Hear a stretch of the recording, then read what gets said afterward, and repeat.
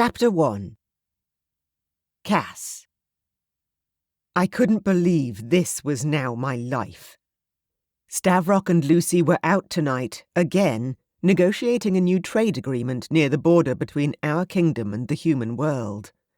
They were always off doing important things. Things that would improve the lives of our people. And I was left here, holding the babies. Literally. I loved my nephew and his sisters more than anything in the world, but on days like this, I longed to be somewhere else. Anywhere else. The urge to explore new horizons was becoming almost overwhelming.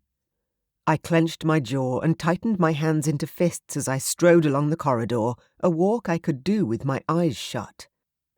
I knew every inch of this palace back to front. The castle had been my home since I was a little girl. When my parents died, my cousin Stavrock had taken me in and raised me like his own. He'd been young then, barely a year on the throne, and yet he hadn't turned me away when I needed him. He'd always treated me like the little sister he never had, far more than simply a cousin. He was part big brother, part father to me. I was lucky to have Stavrock in my life, but lately the walls and ceilings of the castle had begun to press in on me from all sides. I felt like a prisoner in my own home. No matter how far I explored or which paths I took, I always ended up exactly where I started. That was probably because I wasn't allowed outside the castle walls, had never been really. At first I'd been deemed too young to leave, but then Stavrock's rule had become even tighter since that fateful day 3 years ago when Lucy had been kidnapped and I'd been hurt in the process. Stavrock had really locked things down after that. I understood why he kept us close. He wanted to keep those he loved safe. But I was turning 21 tomorrow, for crying out loud. I was a woman now. My own person, with my own destiny. I wanted more. I wanted adventure. I needed to know what was out there, beyond our green fields and sleepy village. Most of all, in the heart of my secret desires, I craved one thing. To go north. To visit the Kingdom of Winter. Since Stavrock had visited the north and helped Eric save the North Kingdom, I'd wanted to go myself. See the town that no one else had seen. Meet the people no one had known about, until now. I spent most days now tucked away in the castle library, trying to find out more about the town everyone had thought was just a myth. I read about ice storms and ravenous wolves, harsh winters that lasted for years on end, and huge, powerful dragons that breathed ice instead of fire. I wanted to see everything I read about in the books, for myself. I walked across the room to a large window and glared out. The view was beautiful, as always, but it was as familiar as the nose on my face. The snow-peaked mountains, the rolling hills, it seemed very tame in comparison to the harsh wilds I'd been reading about. An urge struck me to fling open the windows and release my dragon. I wanted to stretch my wings and soar. My dragon stirred inside me, and the call for adventure sang through my veins. I inhaled sharply, trying to push away the desire. Then I turned away from the view. Stavrock forbade me from leaving the castle without an armed guard. As a princess of his realm, I could be a valuable hostage. Journeying alone was risky. If somebody recognized me, I would make a worthy bride for any upstart warlord or ambitious noble who dared to challenge the king. I hated being stuck here, no more than a pawn in the games played by dragon kings and their lords. I wanted to carve out my own destiny. And yet, as Stavrock's cousin, I wasn't sure how I was ever going to do that. That evening, Stavrock and Lucy returned to the castle. I smiled with relief when they walked into the dining room, still shaking the last of the snow from their hair. The table was already laid with silver candlesticks, and the maids had decorated the white cloth with sweet floral arrangements. platters of meat and warm, soft bread were waiting for them. I stood up from the chair where I rested by the fire and rushed toward them. Lucy greeted me with a hug. She was still cold from being outside, and I shivered in my light evening clothes, pressing my hands to her pink cheeks. "You're so cold," I said, trying to warm her. As a human, Lucy wasn't as adaptable to our climate as dragon shifters. "How were my little ones?" Lucy clasped my hands, still shivering as she held my warm palms to her cheeks a moment longer. I laughed. "They were good as gold. Well, the girls were." Stavrock let out a booming laugh as he took his seat at the head of the table. "My son has a strong will, even now. He will make a fine Dragon King one day." Lucy chuckled and moved from the fireplace to take a seat beside her husband. I did the same, and Lucy reached out to brush her hand over mine as we all sat down to dinner. "Thanks for watching them, Cass. I know I can always count on you. You're an angel." I forced out a laugh. "Any time, Lucy." What else did I have to do? I fiddled with my fork. "You know I'll always be here." Always and forever. Until I die of old age in my library tower surrounded by my books, dreaming of adventures I never undertook. There were worse fates, and yet I couldn't help but want more. Some note of frustration must have come through in my voice, because when I looked up, Stavrock had set down the turkey leg he'd been gnawing on and was watching me with a contemplative expression. I tilted my head. "What's up, cuz?" A grin slid over his face, and his eyes twinkled. "Cass. Dear Cass." Uh-oh. What have I done now? "It's your 21st birthday tomorrow," Stavrock continued, and my stomach, which had lurched at his initial words, relaxed. A matching grin sparked over Lucy's face, and the two of them turned to me. My heart started to race. "You're not the child I met anymore, all those years ago." He reached out and took my hand. "You've grown into a smart, strong and beautiful woman. I'm proud of you." My eyes widened in alarm. "Don't go getting all emotional on me, Stavrock." Still, I couldn't help but be a tiny bit pleased. If Stavrock finally saw me as an adult, then that could mean... "I think what my husband is trying to say," Lucy interjected, "is that you deserve a treat. A birthday present that will let you spread your wings, so to speak." Spread my wings? Like, actually spread my wings? Excitement burst through me, but I tried to hold it in. What if I had misinterpreted what Lucy meant? What if... "I'm taking you with me to the north," Stavrock said. I gasped, both hands lifting to cover my mouth. Stavrock grinned, obviously relishing the look of total shock on my face. "To meet the Dragon of Winter himself." My hands dropped down and my mouth gaped open. The two of them sat there looking pleased as they watched me process the news. "Oh, my God!" I squealed, launching myself out of my chair and forward to throw my arms around my cousin's neck. As Stavrock spluttered, struggling to free himself from the embrace, Lucy sat back and laughed.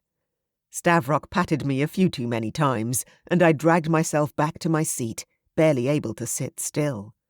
Finally, I was getting out of this kingdom. And not just going anywhere. He was going to take me to the one place I wanted to see most. "I take it this means you're on board with your present," Lucy said, wiping tears of mirth from her eyes. "Of course I am! I can't believe it." I leant back in my seat. 1,000 questions sprang to mind. I didn't know where to begin. "You're being serious, right? You wouldn't trick me with something like this?" I glanced between my cousin and his wife, both of whom just laughed and shook their heads.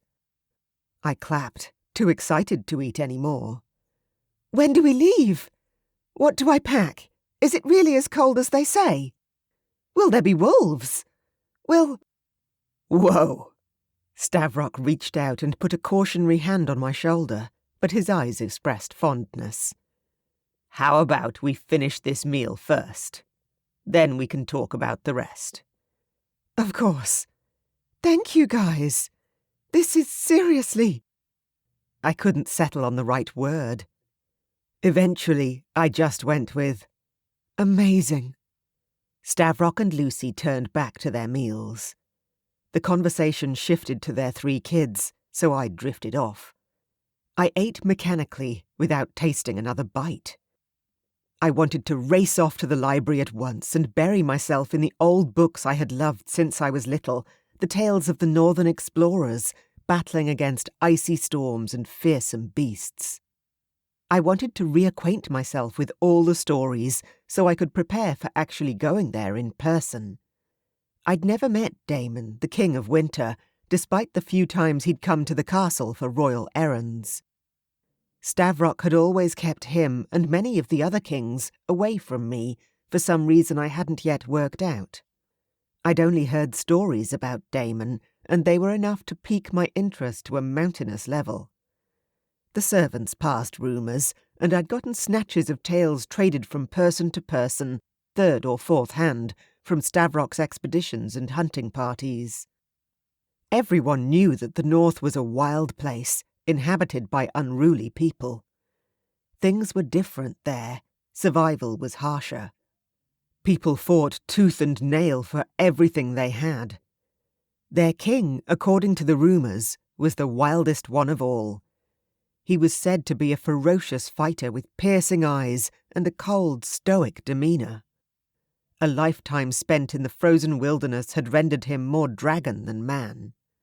An image formed in my mind, a dark, shadowy figure at the centre of a snowstorm.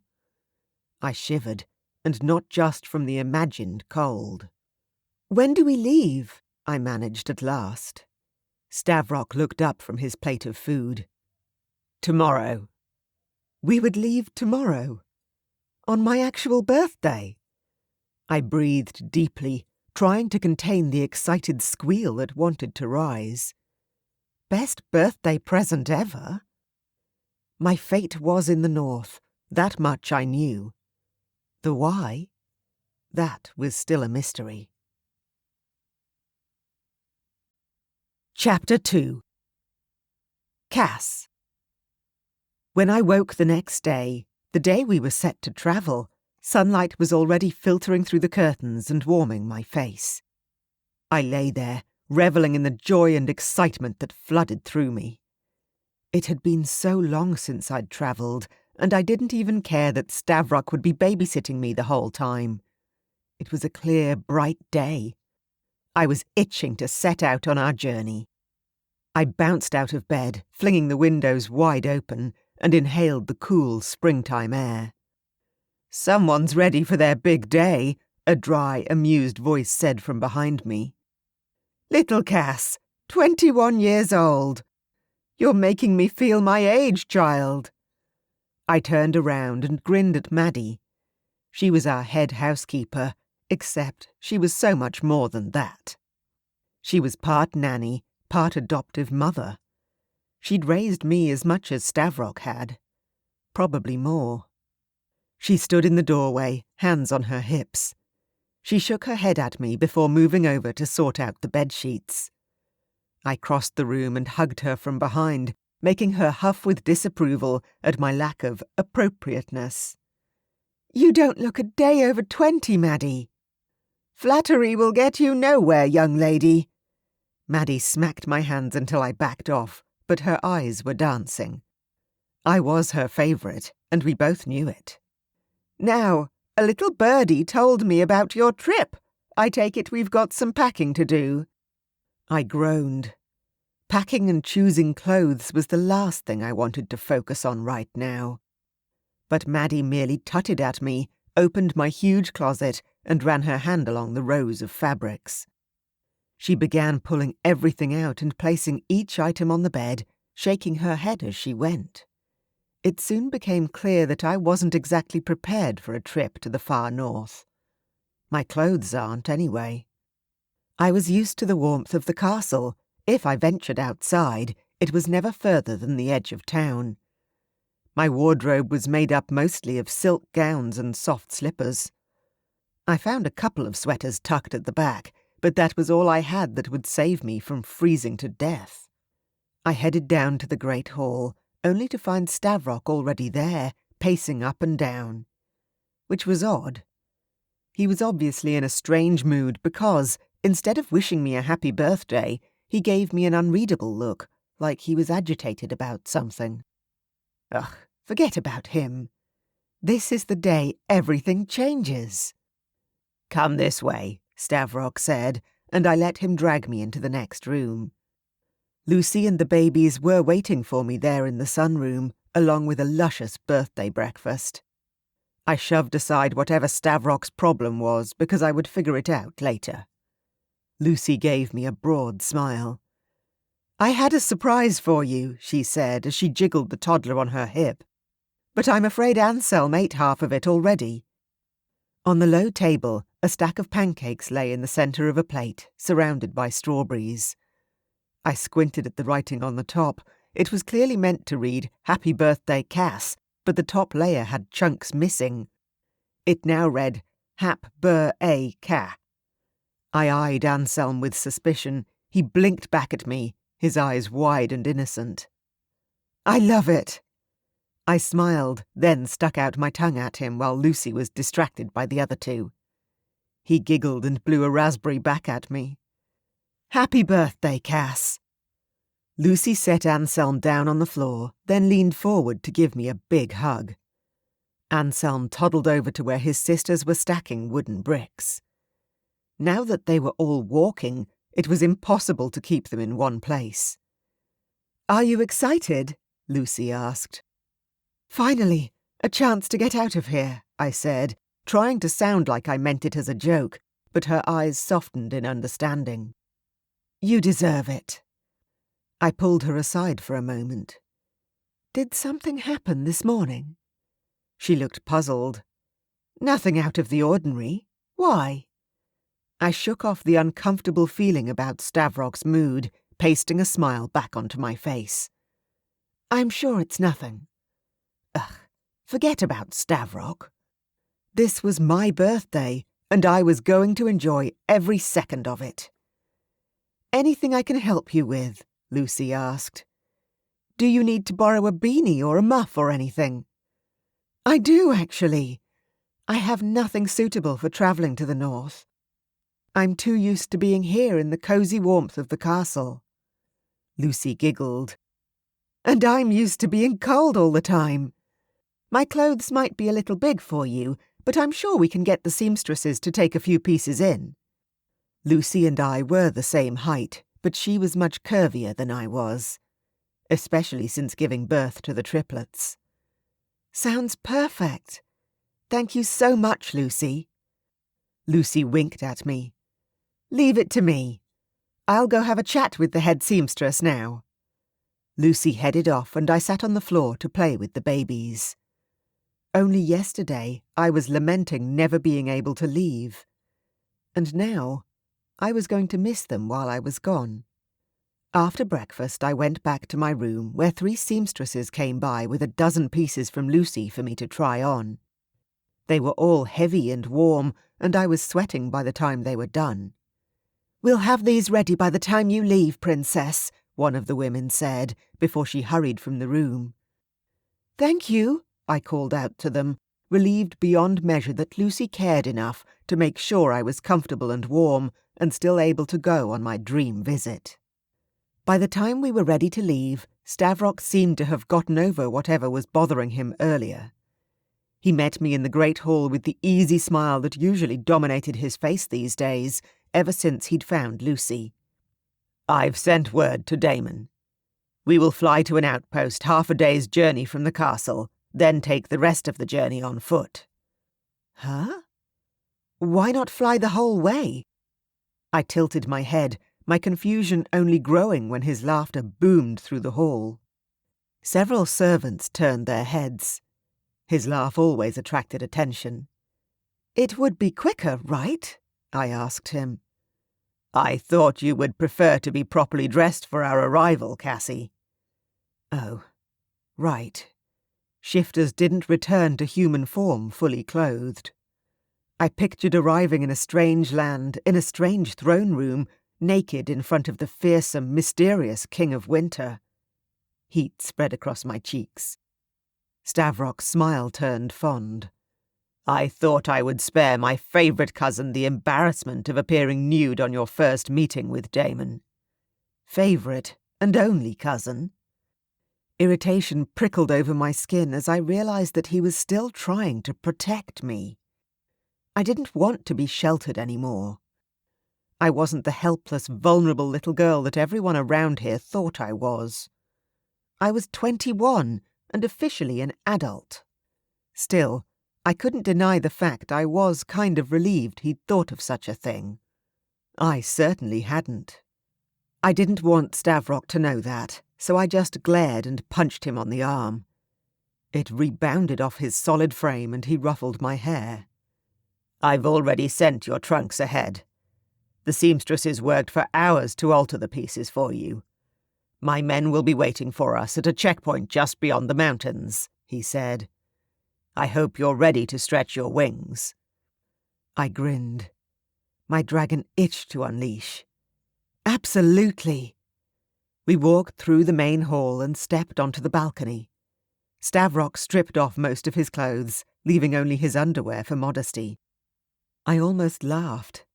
He only did that for me. Everyone else in the castle had seen him naked 100 times. In fact, over the years I had seen him naked too, as he left and returned from his many flights, but I allowed him his moment of modesty right now. I followed his lead and stripped to my thin chemise and underwear, lamenting that I was wearing some of my favourite knickers. They'd be shredded soon. I really should have planned that better. I grabbed my cousin's hand, stepped up onto the balustrade next to him, and took a deep breath as I stared down at the town beneath us. Excitement whipped through my stomach in the same way the wind was messing with my hair. Crazy. Invigorating. "You ready?" Stavrock said. I nodded. I've been ready for this for years. He jumped, shifting mid-air and swooping low over the town.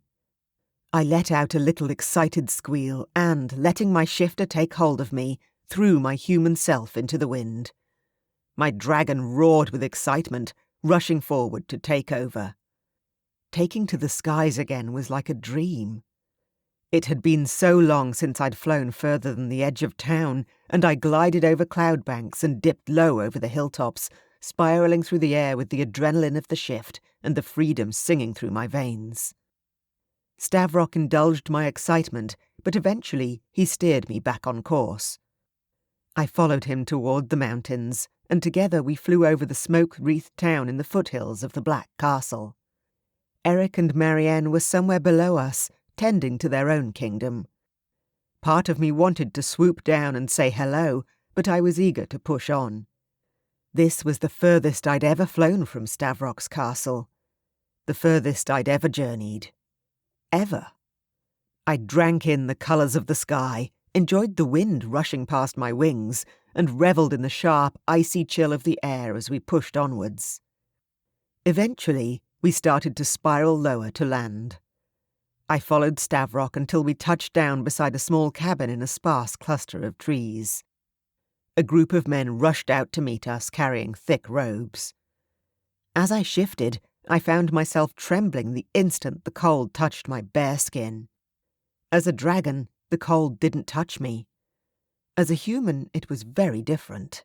I'd never felt such cold temperatures before. I wrapped my arms around my bare breasts, my nipples pebbling into hard points from the frost. And we're not even in the far north yet.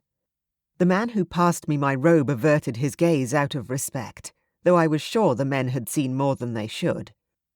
I pulled on the robe, hugging the fabric tight around my body and trying not to show my embarrassment. It was hard to hide that, though, with my cheeks flushing with heat. No man had ever seen my naked body other than in this moment. And now that the day had finally come, a cold mountainside and a bunch of Stavrock's guards wasn't exactly the scenario I'd had in mind. Luckily, we were ushered into the cabin before the moment could get too awkward. Stavrock let out his trademark booming laugh. "Don't worry, Cass." He clapped a heavy hand on my shoulder as he ducked through the doorway. "If any of my men fancy themselves a peak, I'll put their eyes out myself." I looked away in horror, only half sure he was joking.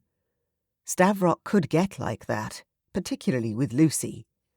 I chalked it up to his protective nature, but it was more than that with me. I was a royal dragon shifter, and the men around me sensed the power that came with that title.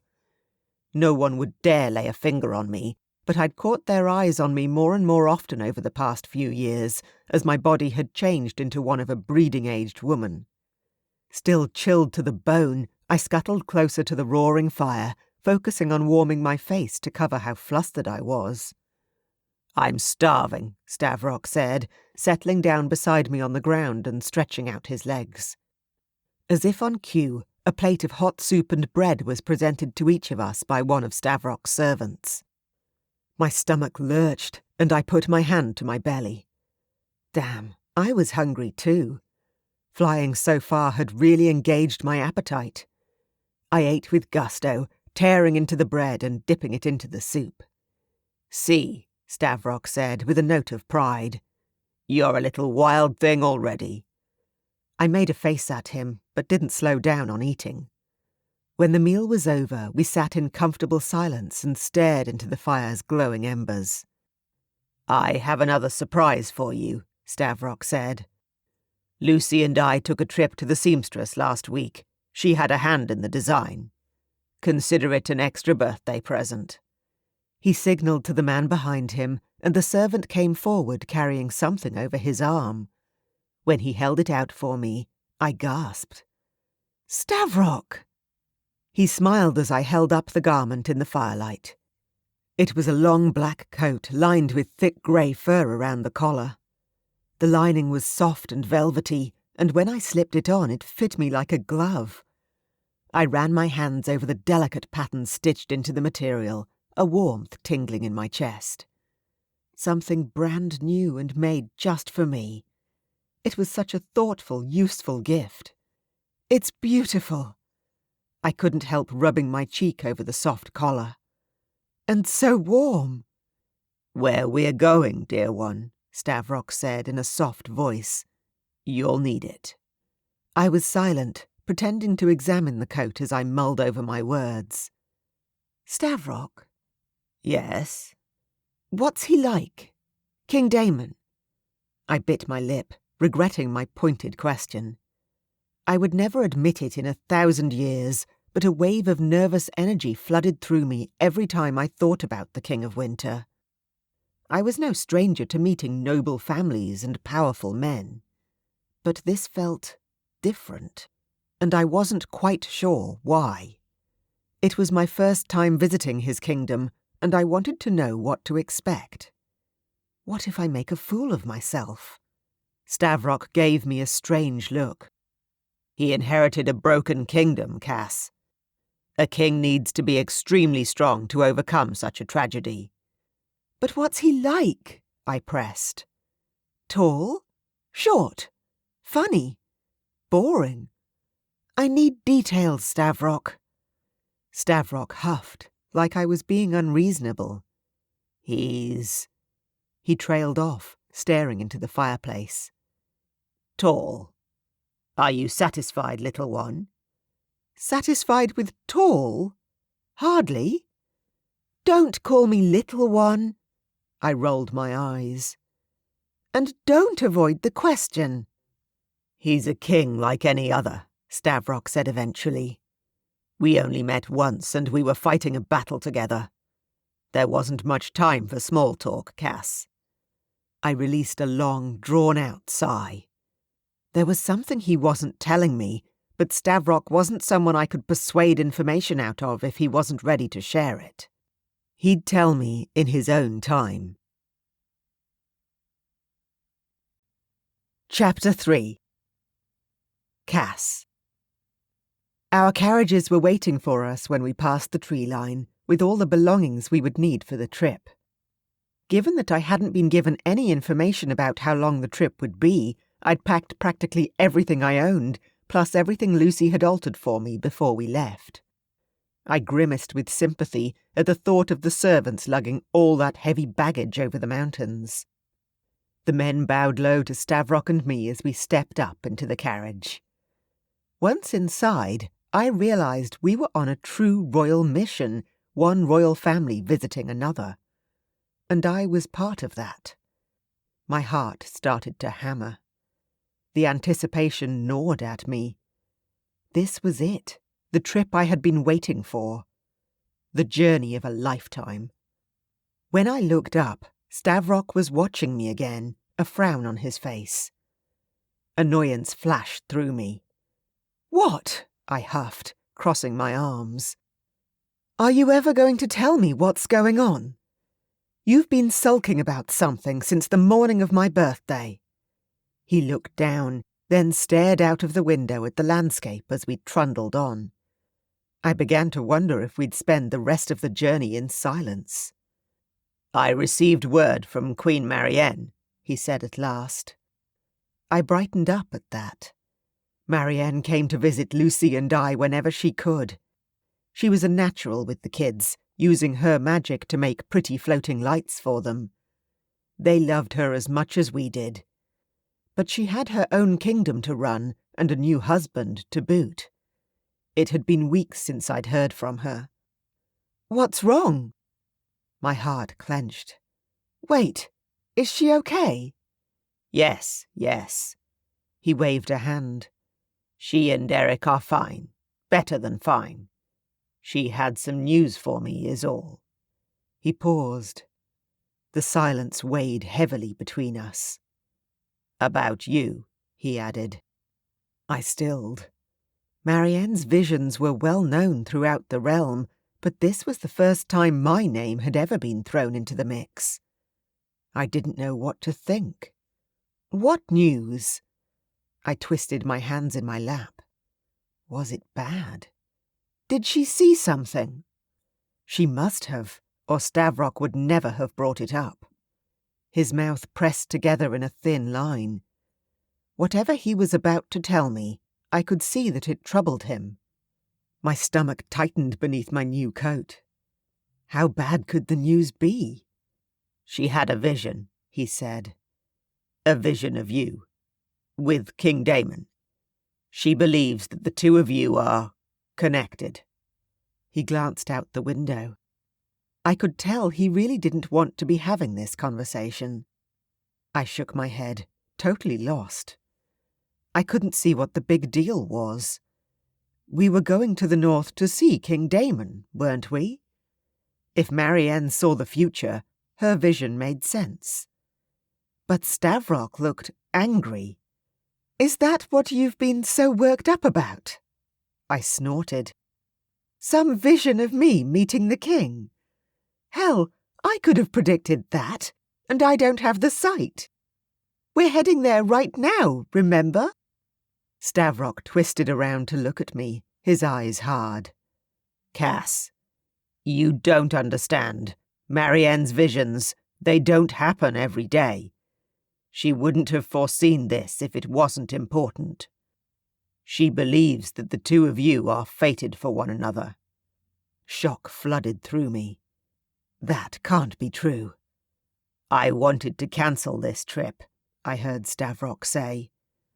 I wasn't fully listening anymore, just staring into space, processing the words, hearing them echo in my mind. Fated for one another. "But I knew how disappointed you would be. Cass, I'm not saying Marianne is right." "Has she ever been wrong?" I asked, my tone sharper than I intended. Stavrock's face could have been carved from granite. His huge features, usually so warm, were deadly serious. He was more than my cousin. For the first time, I saw him for the man he truly was, a powerful dragon king. "All I'm saying is that you need to be prepared." Prepared for what? I wanted to call the carriage to a halt. I needed to ask a million questions. Truth be told, I was terrified. I knew about fated mates. I'd seen it play out right in front of me on the day Stavrock brought Lucy home to the castle. But it was rare for a dragon shifter to find their perfect match. Like, crazy rare. I'd never once imagined it might happen to me. To complicate matters further, I was a virgin. On the occasions I imagined the man I would marry, the idea was hazy and indistinct, but I'd always pictured something sweet, something romantic. Rose petals and soft music. Definitely not the crazed, lust-fueled pursuit that came to mind when I pictured a mate's heat. Something must have shown on my face, because Stavrock leaned forward. I looked up to meet his gaze. "Cass, listen to me. I won't let anything happen to you. I swear." He straightened up, his bulk spanning almost the width of the carriage. "I'm here as your guardian. I'll protect you, like I always have." Outside, the scenery was changing. The trees were gone. The landscape consisted of miles of frozen ground as far as the eye could see. Inside the carriage we remained warm, but I shivered all the same. "How much further?" I mumbled. I forced the whole conversation out of my mind. I had come here to explore, to see the world, and I was going to do that no matter what. Stavrock pointed at a distant tower poking over the horizon out of the carriage window. "We're almost there." As the carriage wheels turned and the horses picked up the pace, I barely heard the small talk from Stavrock. I couldn't hear anything beyond the rushing in my ears and my own thudding heart. It completely drowned out everything else. Why did it feel like I was about to meet my destiny head on? It was mid-afternoon by the time we arrived at the castle gates. The sky was pale grey, and snow blustered in through the door when Stavrock opened it. A blast of icy air hit me, and I turned up the collar of my coat as I stepped outside. My eyes widened as I took in the huge castle with its ancient drawbridge. A wide moat surrounded the fortress. Laid out around it was what looked like a giant building site. "King Damon's enemies razed the whole town to the ground," Stavrock said, as we walked along a winding makeshift path. Everywhere I looked, townsfolk were hard at work, bricklaying, sawing, and heaving huge blocks of stone over the frozen ground. "They've been slow to rebuild. The conditions up here can be brutal." I craned my neck to watch the drawbridge as it lowered to let us over the moat. Everywhere I looked there were remnants of the battle, deep gouges in the stonework and burn marks over the battlements that could have only been caused by dragonfire. "It's so—" I trailed off, lost for words at the huge, imposing structure. Harsh was the word that finally came to mind. All the castles I had seen were square and smooth, made of sandstone. This castle was all dizzying turrets and spiky towers, edged with snowdrifts. "So tall," I said eventually, trying to remain polite and letting out a nervous laugh at my lame description. Stavrock grinned, leading me up to the huge front doors. The guardsman stepped aside, bowing low to let us pass. Back home, the palace guards were friendly and open with me. I knew all their names. After all, most of them had watched me grow up. These guards were different. They were fearsome in their thick overcoats, and the broadswords hanging by their sides looked like they had seen their fair share of use. The hallway was as grand and stately as I expected from the imposing exterior, and even Stavrock looked impressed. He glanced up at a huge window as we passed underneath an elaborate stone archway, whistling. "The last time I was here, this room was nothing but rubble," he said, catching my eye. I hardly even recognized the place. As Stavrock continued to admire the repair work, I trailed after him, my eyes wide. I tried to keep up, but in truth I was barely paying attention to the running commentary. Now that we were in the castle, it was impossible to forget about Marianne's vision. The man I was about to meet could very well be my intended mate. The one person who was designed for me, and me for him. Part of me wanted to run screaming from the place. The other part was so excited I could barely walk straight. I'd wanted a life and an adventure outside the safety of Stavrock's castle, and I'd gotten it. In spades. We were led deeper and deeper into the castle, down the cavernous hallways. Our guide, another stone-faced guard, made me nervous. I stuck close to Stavrock's side, my mind racing. My palms itched with anticipation, and my dragon shifter stirred closer to the surface than usual. I tried to imagine this king, a total stranger, somewhere in the castle. Could he feel my presence? Was this nervous anticipation just normal-level excitement at getting out and having an adventure, or was it more? What if what Marianne had foretold was true? I swallowed as Stavrock indicated I should move forward, and together we walked into a small antechamber. 2 more guards waited on either side of a set of huge doors. They stared at us impassively as we approached and knocked once on the double doors. My heart stalled in my chest. It was too late to turn back now.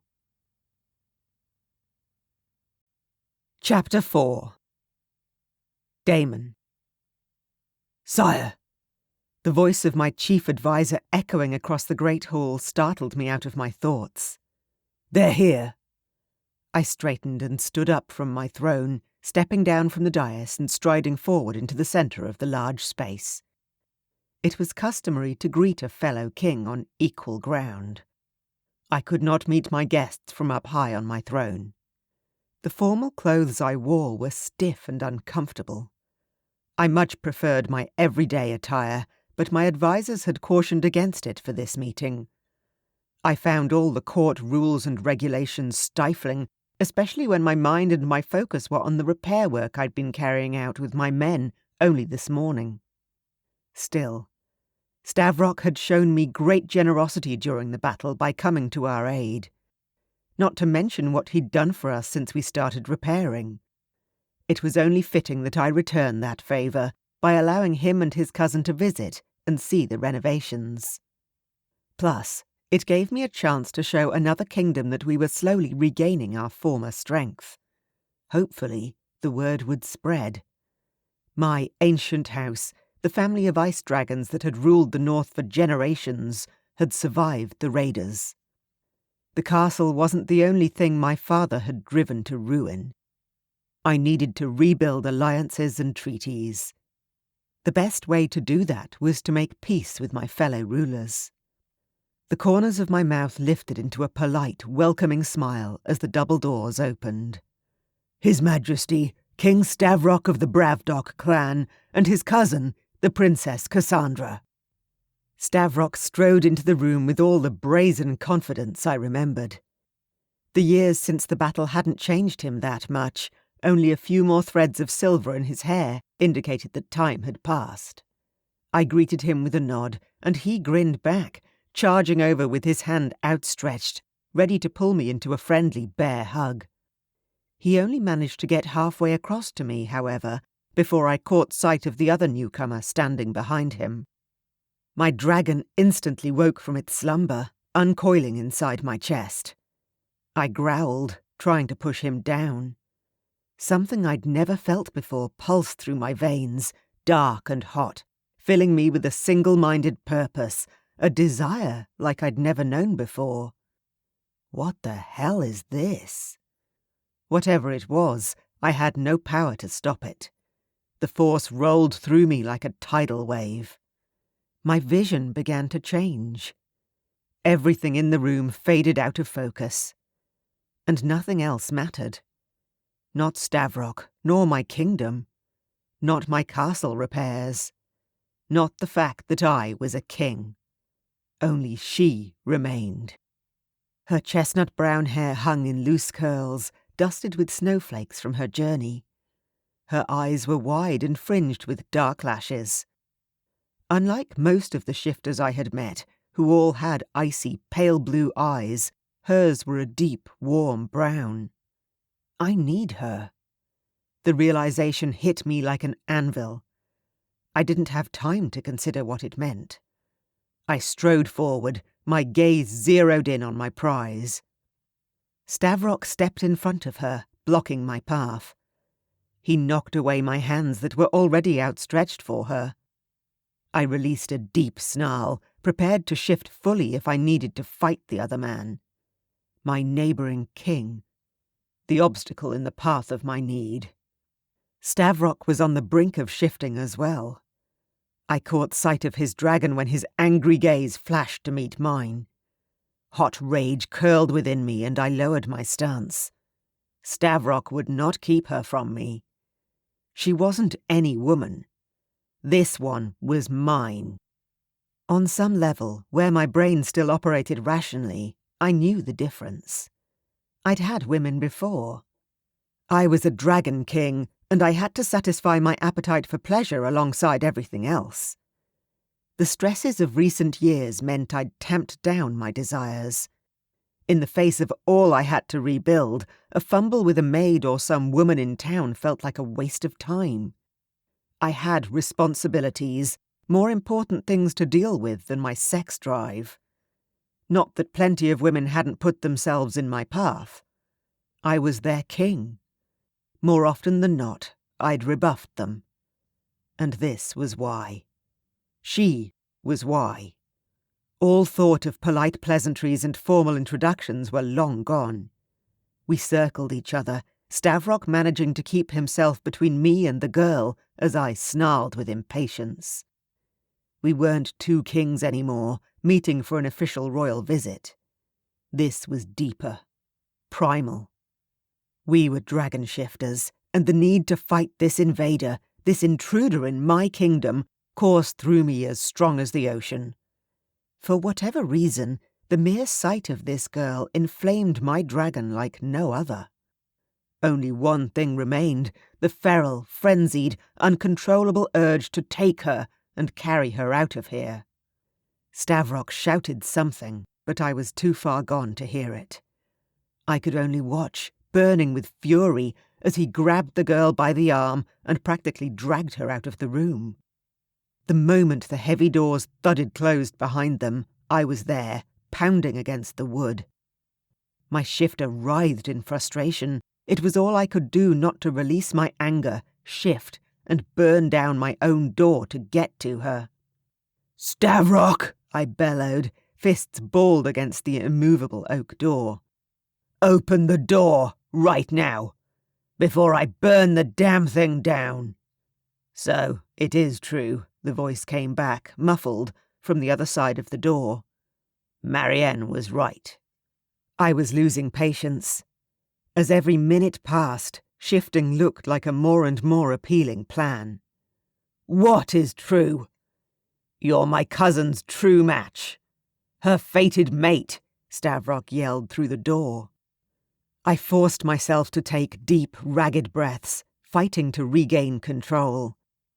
It was easier now that the girl, Princess Cassandra, wasn't in the same room, but knowing exactly where she was, just out of reach, the feeling of it, the knowledge, it was pure torture.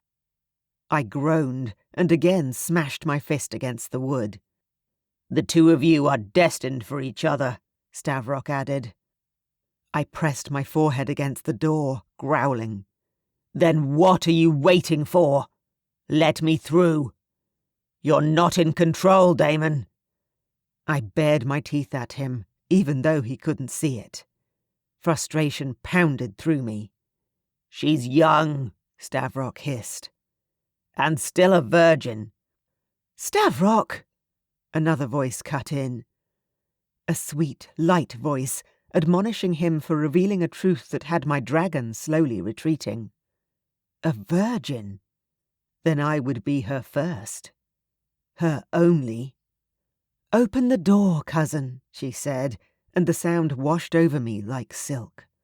She sounded perfect, right down to that thrum of desire I heard in her tone.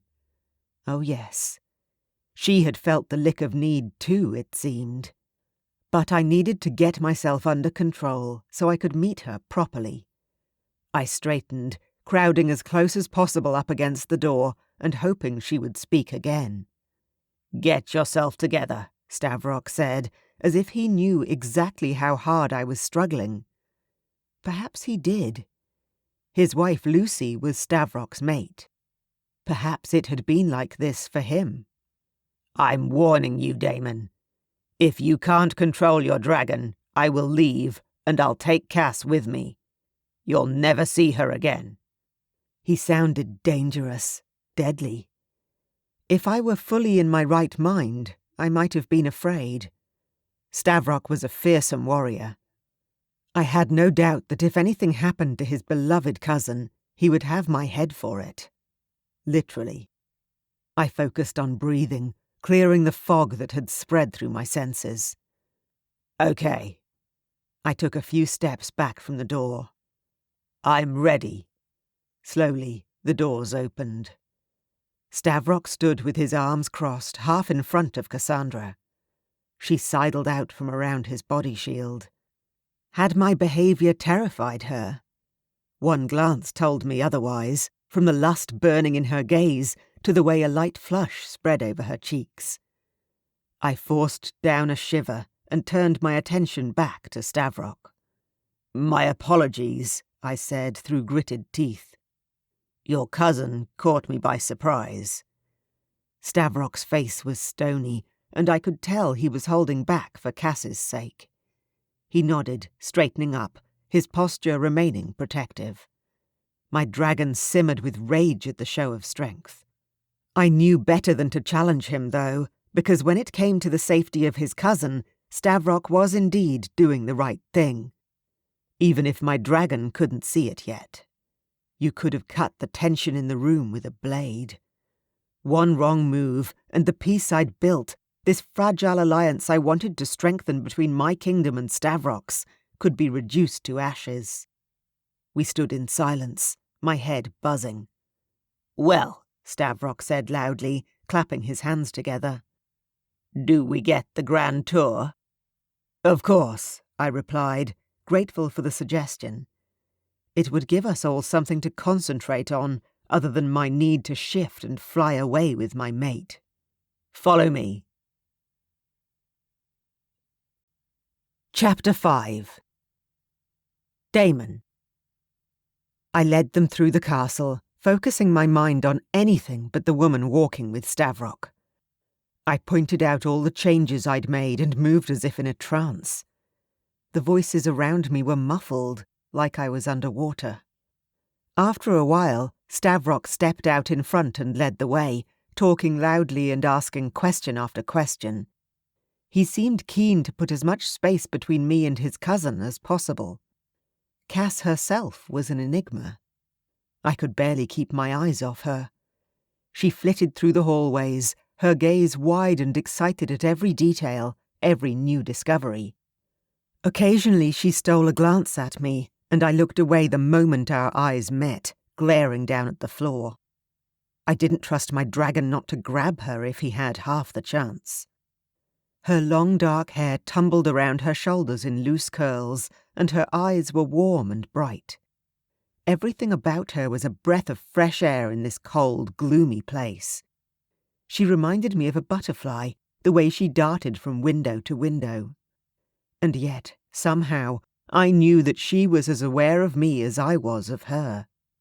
Even though she seemed more able to throw it off and act normally, I sensed the desire simmering beneath the surface of her beautiful exterior. My dragon ached for her. More than anything, I wanted to grab her and haul her away somewhere, anywhere we could be alone. Then I could unleash all my passion and drive her into ecstasy.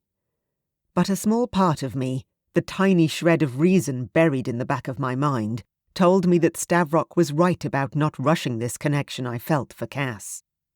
I couldn't risk offending Stavrock. And I couldn't risk her safety. Especially if she was as innocent and virginal as Stavrock said. Outside, The snowflakes tumbled thicker and faster as we reached the rear of the castle, where the high walls overlooked the small gardens below. Cass tapped on the windows. "What's that down there?" "The hedge maze," I said. Her eyes lit up at the prospect of an adventure. "My ancestors planted it centuries ago," I added, wanting to prolong the conversation with her, but still having trouble with my dragon staying under control.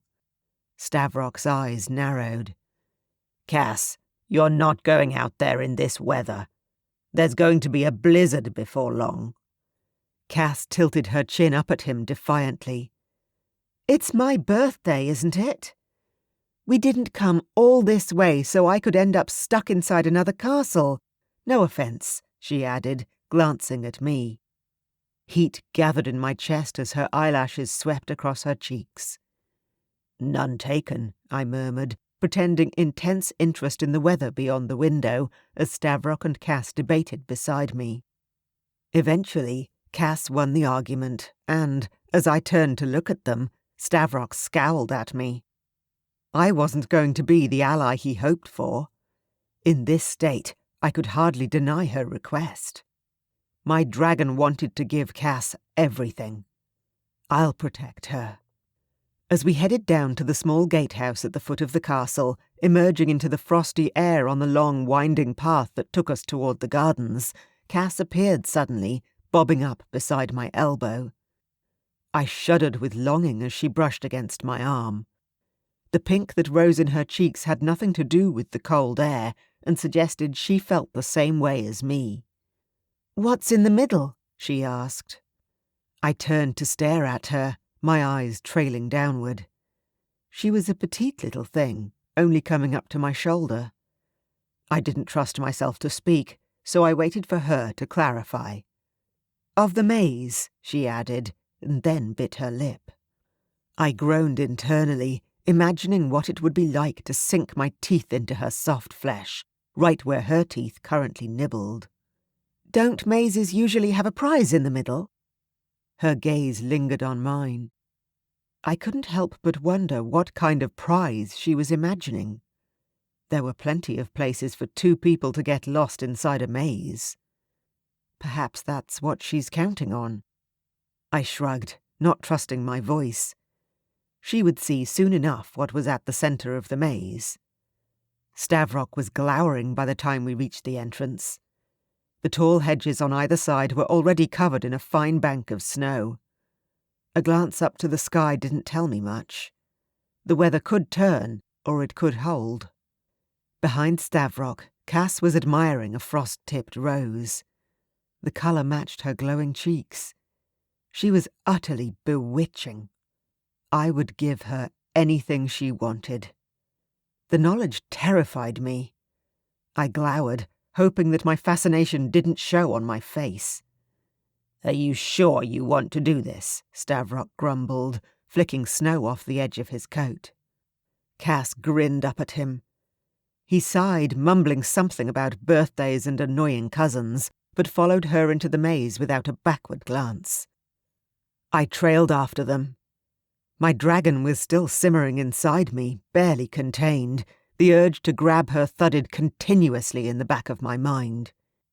If anything, it was growing stronger with each twist and turn of the maze. Cass led us deeper and deeper. Stavrock swore when he stumbled over an exposed tree root, grumbling to himself. The hedges closed around us. Cass practically ran around each bend in the hedgerows. It turned into a game of chase. My heart raced as I tracked her through the maze. My dragon was single-minded and greedy. It wanted her. She skipped ahead, throwing a cheeky smile back at me. I caught the edge of a skirt, a loose curl, before she slipped out of sight around the corner. I glanced behind me. Stavrock was nowhere to be seen. I was alone. There was nothing for it but to go on. The sky above was white with snowflakes, which were falling thicker and faster than ever. "Cass!" I shouted. "Stavrock!" I listened intently, but there was no answer, only the wind rustling through the leaves around me. I knew the maze better than most. When I was a child, I often played in it, or hid away where the servants couldn't find me when my father was on one of his temper-fueled rampages. But as I got closer to the middle, my worry grew. I could make it out of here, but Cass and Stavrock. "Get to Cass," my dragon growled. "Find her. Protect her. Take her." I rounded the corner and got my bearings, realizing I was close to the center. My heart rate picked up when I heard a voice behind me, high and sweet. "King Damon?" I turned. Cass stood in the middle of the path. She had her arms wrapped around her body, tucked into herself, and she was trembling as gust after gust of cold air buffeted the hedgerows around us and sent her hair tumbling and flying within a cascade of snowflakes. "This way," I said, not trusting myself to get too near her. I strode down the path, leading the way. Her footsteps trotted as she caught up with me. "We need to get out of here." Her voice trembled. The snowstorm was building, and it wouldn't be long before we were trapped in it. "Shouldn't we turn around?" She was right. We needed to get under cover, and fast. There wasn't time to get back to the entrance and make our way back to the castle. I swallowed thickly as I realized that we only had one option. "You wanted to know what was at the center of the maze." I strode onwards. The path narrowed, and I knew what waited for us around the next corner. "Didn't you?" "Well, yes, but—" I turned and stared at her. "Trust me." Our eyes met. Heat sparked through my veins. Her breathing grew ragged. The fur on her collar rose and fell with each exhale. She nodded. Together, we turned the final corner. We had reached the center of the maze. Without Stavrock. In the middle of the clearing stood the entrance to the stone grotto that led to the caves. I ushered Cass toward the entrance. The snow was falling so thickly that I could barely make out the stony entrance. As Cass hurried into the grotto, I ducked back outside to take a final look around for Stavrock. He was nowhere to be seen. Cursing the weather, I ran back into the cave after her. "Cass!" My voice echoed off the rocky walls. I climbed down the steps cut into the rock. The sound of soft footsteps shuffled up ahead. My heart pounded with adrenaline. We were alone. I should never have agreed to show them the maze. I knew the weather would get worse. They aren't from around here. They don't know how harsh our winters are. They're used to rolling hills and mild snowdrifts. I admonished myself, but it was too late to change anything now. I could only blame my misjudgment on my foggy head and the overpowering lust that I couldn't shake. It was more potent than anything I'd felt before, and my body wouldn't let me forget that the source of my misery was a scant few feet away from me. "Damon," Cass called again, nearer this time. I stepped into the cavern. Dim light flickered from a torch set into the stone wall, casting a golden glow over the stone. Cass had her back to me, staring into the pool that dominated the room, watching the steam rise from it and spiral upwards. "It's a hot spring," I said, coming over to stand beside her. From this close I could feel the warmth from her body. "People swim here sometimes. It's said that the water has healing properties." She glanced up at me. "Can I?" Once I realized what she was asking, I stiffened. We would be stuck here for some time until the storm lifted. She was cold and wanted to go in to warm up, and with her staring at me like that, I couldn't think of a good reason why not. The second I nodded, she began to unbutton her coat, sliding the fabric down and off her shoulders. A growl rose unbidden to my lips. I turned my back on her and strode over to the other side of the cave, facing the mouth of the tunnel. "Where are you going?" Her voice was light, teasing. She was taunting me.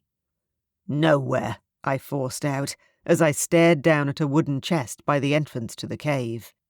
It held clean clothes and towels, if I remembered correctly, but I couldn't make myself reach down to open the lid. My body was wound far too tightly. A soft rustle reached my ears, the sound of fabric dropping to the floor. I clenched my hands into fists when the gentle sounds of lapping water reached me. Then I heard her body slide beneath the surface. I swallowed, squeezing my eyes closed. "It's so warm!" Her tone was startled, as though she couldn't believe that up here in the freezing mountains, beneath the arid earth, were warm springs. But I heard the sweet undercurrent of pleasure in her words and began to imagine how she'd look floating in the water. I forced myself to relax and draw deep, even breaths.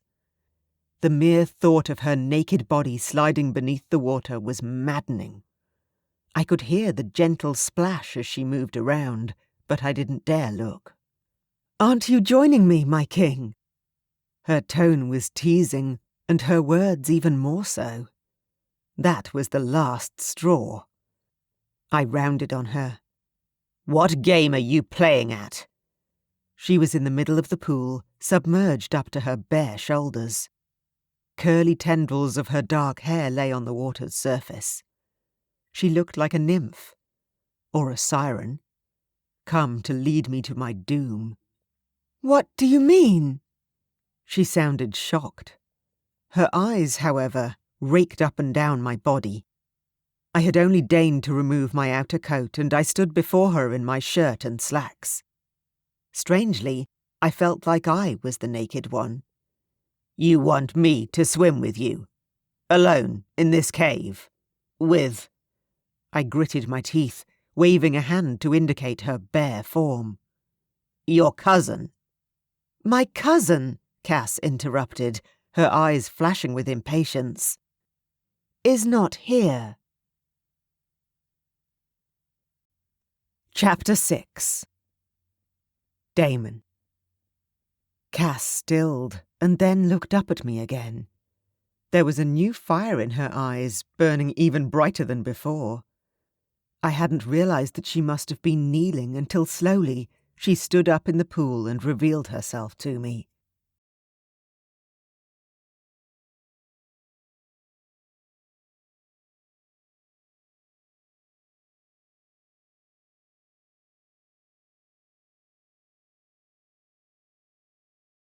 Out of the water. Guilt hammered me, choking the life out of the afterglow that flowed through me.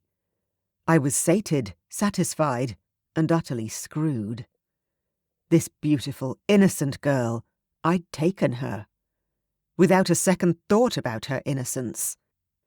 My dragon had overruled my better judgment, and I'd done the one thing I swore I would not do until my kingdom was repaired. I had claimed my mate. My kingdom still lay in ruins around me. I spent all my days and many of my nights rebuilding the castle and the land surrounding it, shoring up our defences in preparation for winter. My world was one of ice and fire. The land was harsh and hostile, and only harsh things grew here. My people were tough. They had to be, in order to weather anything that the North threw at them. Cass was slender, beautiful, and delicate. She was a hothouse flower, a rare creature in such a cold climate. Such beauty surely couldn't survive the ice world in which I lived. I swallowed as she climbed out of the water behind me. Droplets cascaded down her body, making her look even more ethereal and delicate. After everything was said and done, I was no better than my father. The man had terrorized this country for so long. He'd been selfish and weak.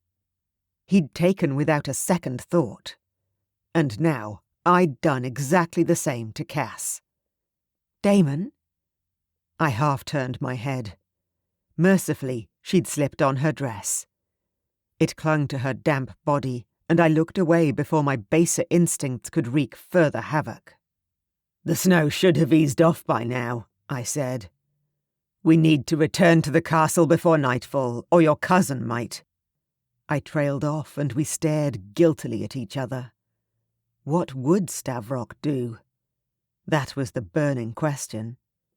Okay. She sounded so despondent that I turned to look at her properly. A stab of remorse ran through me when I realised she was shivering. I strode over to the wooden chest near the entrance to the cave, rifling through it until I found a large, fluffy towel. Here. I returned to her, draping the towel around the exposed skin of her shoulders and wrapping it firmly around her. Use this as an extra layer. She gave me a wan smile, and I picked up her coat, helping her into it. What about you? Her eyes flicked over my soaking form, and I remembered abruptly that I had been almost fully clothed when I rushed into the water. At the sight of her naked body, all of my common sense had gone out the window. I couldn't help the sheepish smile that crept over my face. I played it cool, shrugging. I'm from the north. We're cold-blooded up here. Her eyes glimmered, and the corners of her mouth twitched. Is that so? Well, you could have fooled me. She glanced at the hot pool behind her, as if to remind me wordlessly of our heated encounter. Like I needed reminding. My face remained stoic, but my heart was still beating a mile a minute in my chest. I regretted the loss of control, regardless of the current sated feeling in my body. Whatever the dragon inside me wanted, my actions had been reckless. Who am I kidding? If my dragon had its way, we'd already be going for round 2. Come on, I said, changing the subject. Your cousin is probably worried sick. Without waiting for a response, I picked up my own coat from where it lay in a crumpled heap on the floor and haphazardly pulled it on. Then I strode toward the mouth of the cave. I needed to put some space between me and Cass. That was all I needed. Time to think, to clear my head. The cold air hit me and my wet clothes hard as we exited the cave, but the snow had thankfully eased off. The sooner we were out of this maze and back under the watchful gaze of Stavrock, the better. At least, for Cass. Chapter 7. Cass. The journey back through the maze to the castle, despite my best attempts at conversation, was mostly silent. Damon didn't hesitate in choosing the path out of the maze. He probably had the route memorized. With his longer legs, I had to almost jog to keep pace with him, but I didn't mind that. It helped take my mind off the cold. Occasionally, I felt his eyes on me, but he always dropped his gaze before I could get a read on him. There was worry in his expression, though, and his broad shoulders were stiff with tension. It didn't make sense. Back in the cave, he'd been passionate and intense. Everything I'd ever dreamed a lover could be. Things had been simple between us there, when it was just the two of us. I wanted him, and he wanted me. Now he was evasive. I tried to make the best of the heavy silence and use the time to organize my thoughts. Everything had happened so fast. The last few hours were a jumbled-up blur of sensations. It was hard not to let the excitement of the day overwhelm me. I felt like a totally different person to the girl who had woken up that morning. From the second I'd laid eyes on Damon, my dragon had responded, hungry for his touch. We'd gone from room to room, down every hallway and explored every inch of his castle. Nothing slaked the burning fire in my belly. It was all I could do not to launch myself at him and demand he drag me away somewhere to ravish me. Which was so out of character, I couldn't understand what had overtaken me. I'd thought the fresh air might help matters exploring the maze, but I had no such luck. I had been aching for him to take me. My only thought by then had been to lure him deeper, somewhere away from prying eyes. Somewhere away from my chaperone, Stavrock. I thought we'd both gotten what we wanted. But Damon's attitude now suggested otherwise. I guess I was wrong. The second we were back inside the castle, He muttered something about needing a change of clothes and hurried off into another room. The door slammed shut behind him with a resounding thud. I lingered in the hallway. My hair was still dripping from melted snow and water from the heated spring pool. The soft sounds of water dripping against the tiles on the floor was the only noise in the empty space. The ecstasy I had experienced in the cave felt like a far-off dream.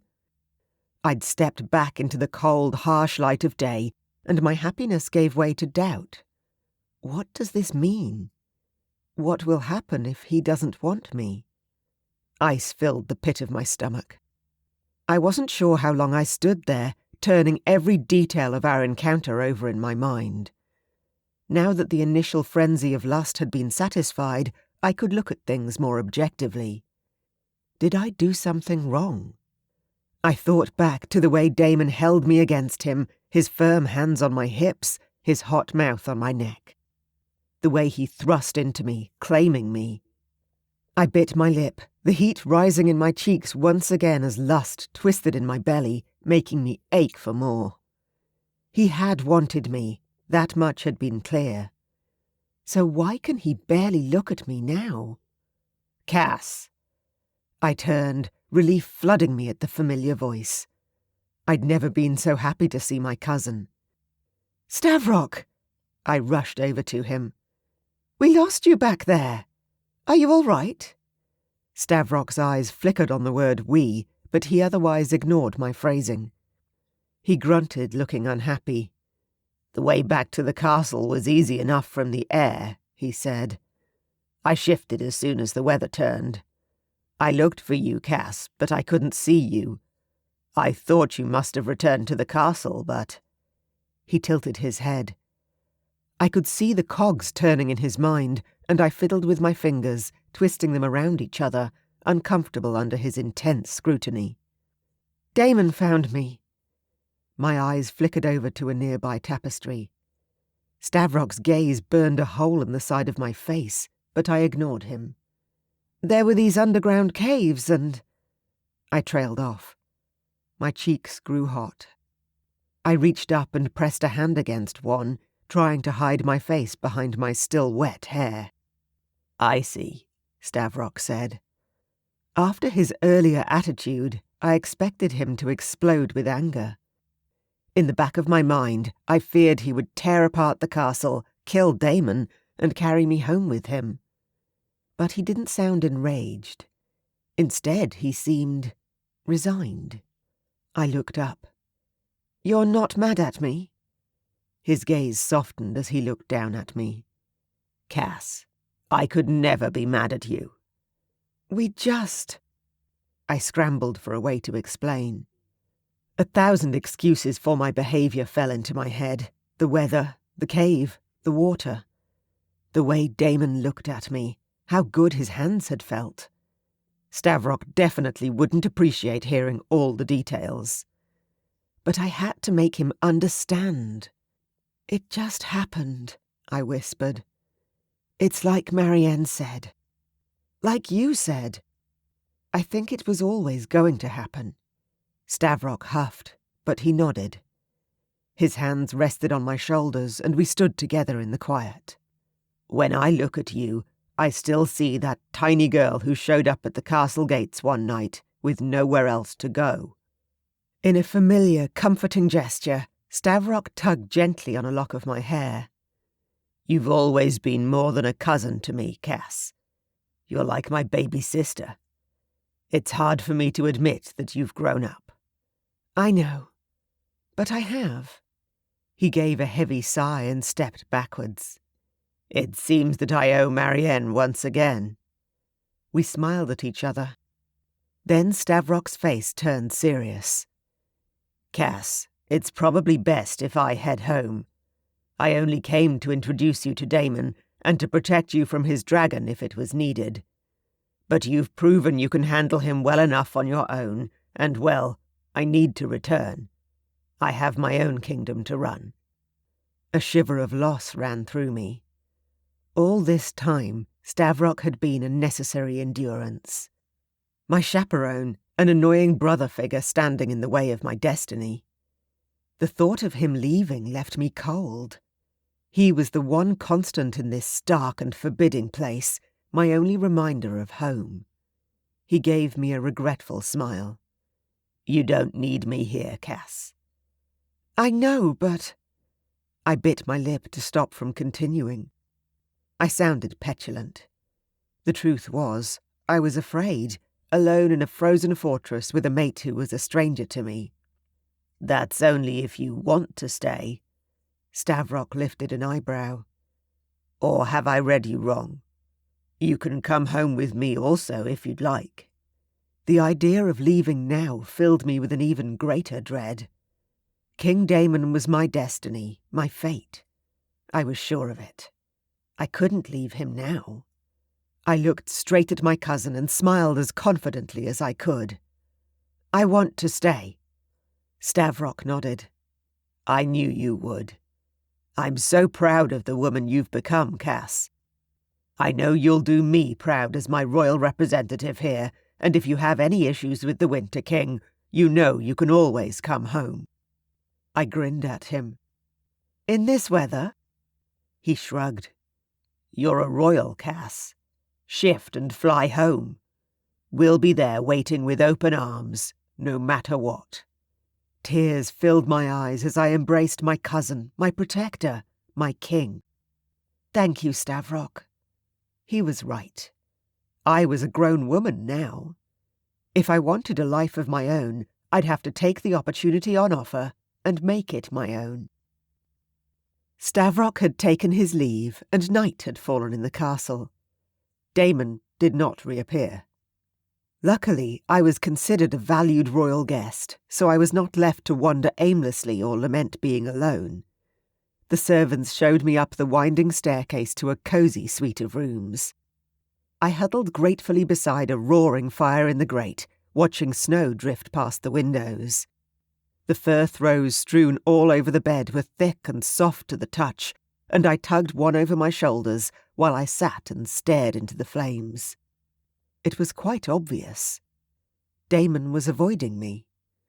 I rang the bell that had been left for me and called for a maidservant. It was a matter of minutes before the door opened and a woman entered. She was a slip of a thing, scarcely older than I was, and she eyed me with poorly disguised anxiety. "Can I help you, Your Highness?" "King Damon." I stood, letting the fur blanket slide back onto my chair. "Where is he?" The maid looked even more nervous at my question. I softened my expression, hearing Stavrock's words echo around my head. "You're a stranger to them, remember? They're not used to outsiders. You'll have to win over their trust, little by little." I'm not sure, ma'am." We stared at each other. We both knew she was lying. In all likelihood, he slept in another part of the castle altogether. He had tucked me away in one of the guest bedrooms, probably as far from his chambers as he could. Out of sight, out of mind. "Very well," I said eventually, defeated. "For now." The maid bobbed a curtsy before she turned to leave. A thought struck me, and I put up a hand. "Wait." She turned back, her eyebrows drawing together. "Can I help you with anything else, Your Highness?" I bit my lip. "Win over their trust." "I only wanted to ask your name." "My name?" She sounded surprised. "It's Isla, ma'am." "Isla." I repeated the unfamiliar name, giving her a genuine smile.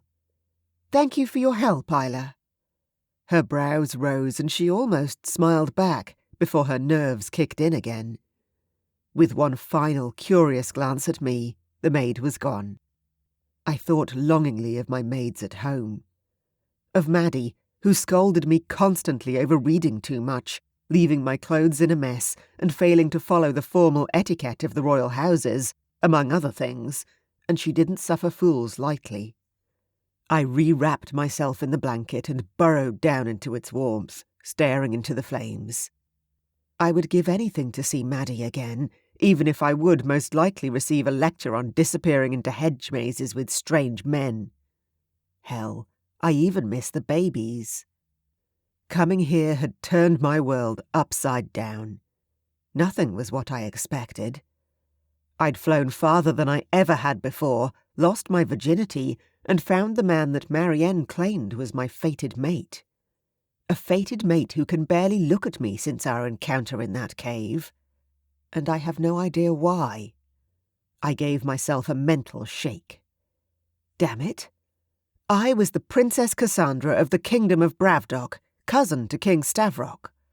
I was a dragon shifter, and a powerful one at that. Nothing was going to dampen my spirits. Not even Damon and his strange mood. I wanted to be here. No matter how nervous I was, how alone I felt now that Stavrock was gone. Maybe winning over Damon was impossible. I could be fighting a losing battle, wanting love from a man who had none to give. Something told me not to give up hope. I'd wanted adventure, hadn't I? Well, now I was right in the middle of one. I stared at the carved dragons and wolves over the fireplace. In the flickering orange glow of firelight, they almost seemed alive, twisting and fighting with each other along the wooden panel. The broad reindeer antlers hanging over the mantelpiece cast long shadows against the back wall. Maybe I could belong here. The question was, how could I get Damon to see that? Chapter 8. Cass. I woke the next day bright and early, my mind made up. I sat bolt upright, smiling broadly to myself like a madwoman. I had a plan. Damon could be as stoic and silent as he wanted. I wasn't going to let it get to me. I would enjoy myself, just as I'd intended to before all this business of soulmates and the irresistible desire that came with it got in the way. He can like it or lump it. I don't care. I flung off the covers and towed on the fur-lined slippers that lay waiting for me by the fireplace. A glance out of the window told me that the snowfall was lighter today. Yes, I would get a chance to see the countryside I'd been aching to explore for years. My stomach tightened with anticipation as I thought about the day that lay ahead. A sharp knock at the door startled me. "Come in," I called out as I bounced over to the huge wardrobe. All my clothes were hung up neatly inside, waiting for me. "Your Highness?" The door creaked open, and I smiled over my shoulder in the general direction of Isla's voice. "I came to ask if you'd like me to bring you some breakfast." I waved her off. "I'll eat with Damon," I said happily, then did a double-take as her eyes widened. "What's wrong?" "The king usually doesn't like to be disturbed, ma'am. He takes his meals in his study." I wrinkled my nose. "Well, let's surprise him." Isla looked frightened by this prospect, but I grinned at her. "You know, Isla, I'm a visiting royal, and I think I deserve at least a little of the king's company. Don't you think?" Yes, I believe you do, ma'am." Isla gave me a tentative smile back, and I counted that as a small win. Cass won, Damon yet to score. I grabbed her elbow and steered her toward the open wardrobe. "Can you help me pick out some suitable clothing?" Isla glanced at the rows of garments, then back at me, seemingly at a total loss. "I suppose, yes." I grinned with triumph. Did that count as win number 2?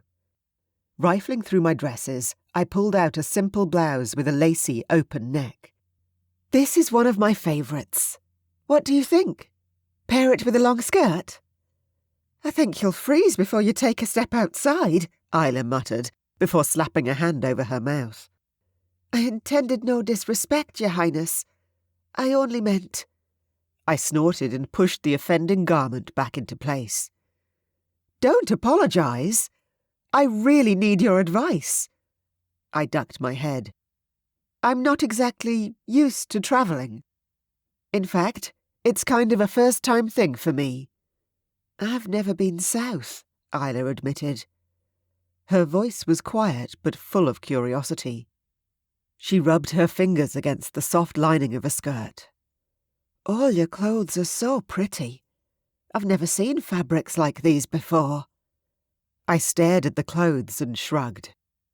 Pretty, but useless for this weather up here in the north. The only exception was Lucy's clothing that had been altered for me, but I didn't see many of those hanging up. Perhaps they were still being transferred here. Isla frowned with concentration as she scanned through the rack holding my dresses. Eventually she made a noise of victory, pulling out a soft pair of trousers and a sweater. She handed me the items before stepping back and looking me up and down, assessing. "Wait here," she said, before turning tail and leaving me holding the garments and feeling more confused than ever. I held them up in front of the mirror and smiled.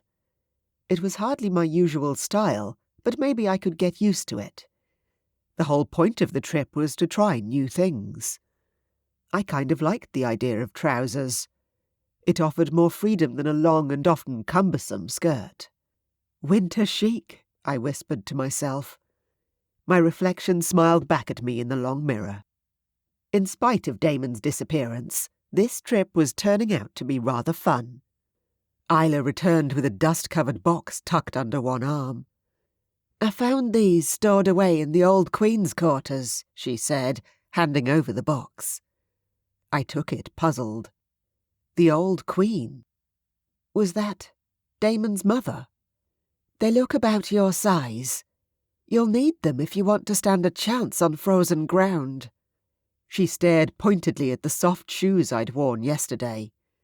They hadn't survived the hedge maze. They lay abandoned, still drying out in front of the fireplace.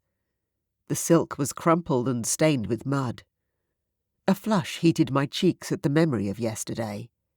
To distract myself, I brushed away the dust on the box and opened the lid, pulling the soft tissue paper away to reveal a sturdy pair of boots nestled within. I pulled them out one by one, then plopped down on the armchair and tugged them on over my nightclothes. I felt kind of ridiculous, but wouldn't risk insulting my newfound friend by waiting until later to try them on. Isla had to help with the laces, but pretty soon I had them figured out.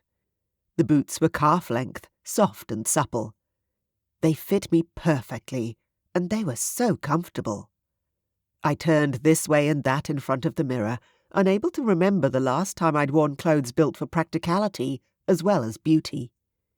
It felt surprisingly good. "They suit you, Your Highness," Isla remarked. "Will you need any help with the rest?" I shook my head. "I can manage from here. Thank you, Isla." As she left the room, I grinned. So far, so good.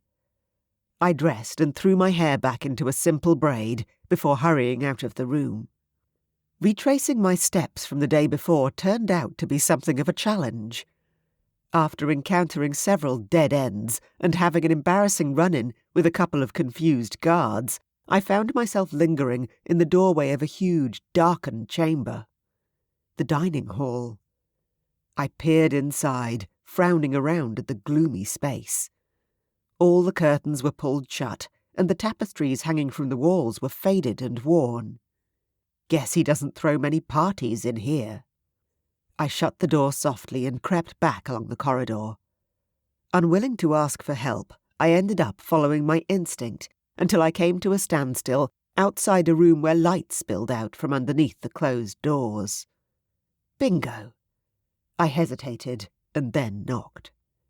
"Come in." Damon's voice travelled through the door. His tone was muffled, but he sounded weary, like he hadn't had much sleep. Now or never. I turned the handle and slipped over the threshold before I could talk myself out of it. Damon was sitting behind a huge, old desk. There was only candlelight filling the room with a soft light, and very little else in the room. There were none of the riches I'd come to expect from a kingdom's inner rooms, but apparently this king was like none other. I was beginning to understand that, even though I'd only been here a day or so. He looked up at the sound of the door closing behind me. His eyes widened before the blank, stoic mask resettled on his face. Cassandra. He stood, straight-backed and formal. Okay, so this is how it's going to go. How can I help you? His tone was stiff and formal. The servant said you don't usually have breakfast. I bit my lip, noting the way his eyes tracked the motion of my teeth. So, I thought I'd come ask if you'd join me. He blinked as if shocked. There were shadows under his eyes and thin lines of tension at the corners of his mouth. I ached to know what weighed on him so heavily. He seemed at a loss for words. That's very thoughtful of you. Thank you. I shot him a smile, edging closer. I am a visiting royal, remember? For a moment, it seemed as if I'd won a smile from him. But then his lips resettled into their non-committal expression. I settled for sitting at the edge of his desk, toying at the loose papers strewn over the surface. What are you working on? I asked. Farming ledgers. It's all boring. Paperwork, mostly, he said, shuffling the papers away out of sight. I'm heading out to the tenant farms today. I need to see how much grain the kingdom will yield before next winter. As he spoke, his hands rested on the desk in front of him.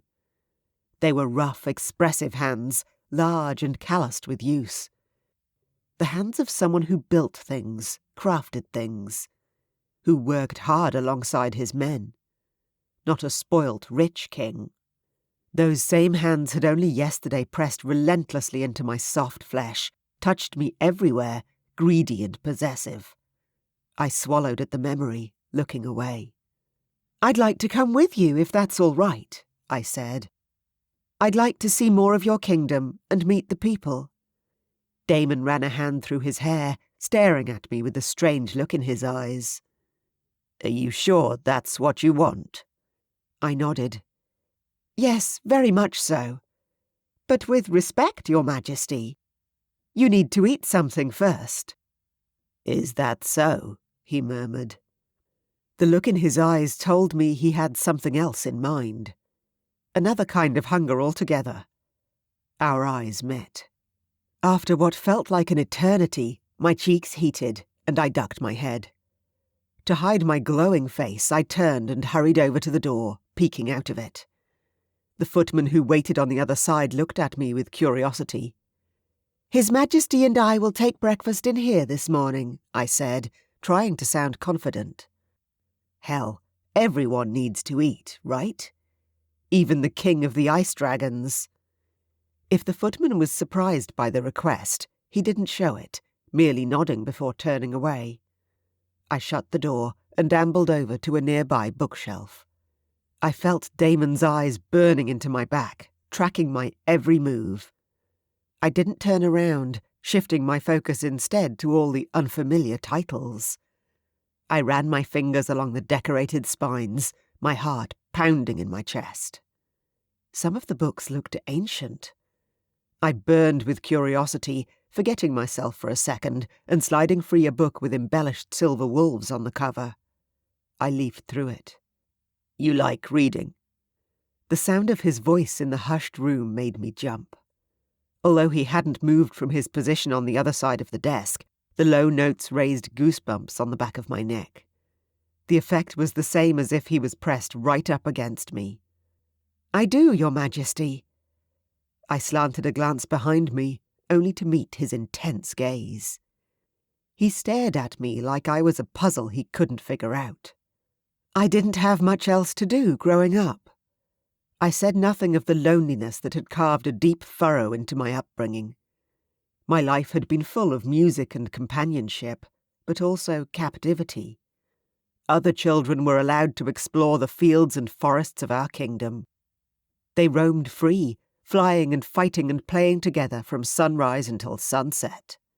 They weren't afraid of roadside kidnappers, raiders, bandits who would gladly hold a young princess for ransom or sell her off to the highest bidder. Although I didn't say any of this out loud, something in Damon's eyes told me he understood the isolation that came with growing up in a royal house. I wondered what his own upbringing had been like.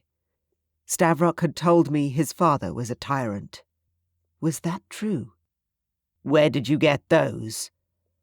I followed the line of his gaze down toward my borrowed boots. Oh, a maid found them for me. She said I'd need them if I wanted to go out into the fields today. A shadow crossed over Damon's face. I glanced down at the boots again, feeling awkward. These were likely his mother's boots, I remembered. I tilted my head. The look in his eyes threw me off. I can take them off if you want, sire. No. He rounded the desk and came to a stop halfway across the room with his arms outstretched. Before he could reach me, his arms fell to his sides. I ached for him to come nearer, but he didn't. No, I was just... He frowned. His gaze darted away from mine, settling somewhere on the far wall. Those boots belong to my mother. I'm so sorry, I whispered.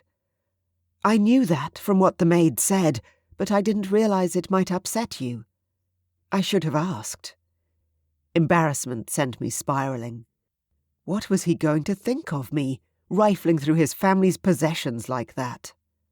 He held up a hand. Please, I won't hear you apologize. You're welcome to them. He paused, staring down at the floor. It's been a long time since I've seen them, that's all. His tone was stiff, overly formal, but sincere. I nodded, still not trusting myself to speak.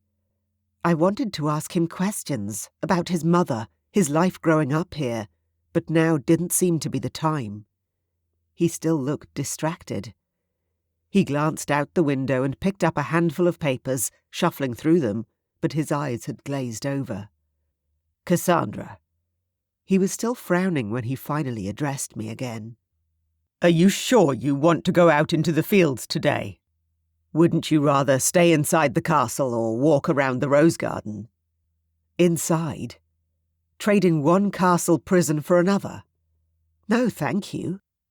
I opened my mouth, but before I could answer, there was a soft knock at the door. Damon strode over and opened it, and the sweet smell of breakfast drifted in. I smiled, grateful for the distraction. I slid past him and took the tray from the maid, thanking her, before setting it down on the desk between us. I picked up a piece of buttered toast and nibbled on it while I considered my answer.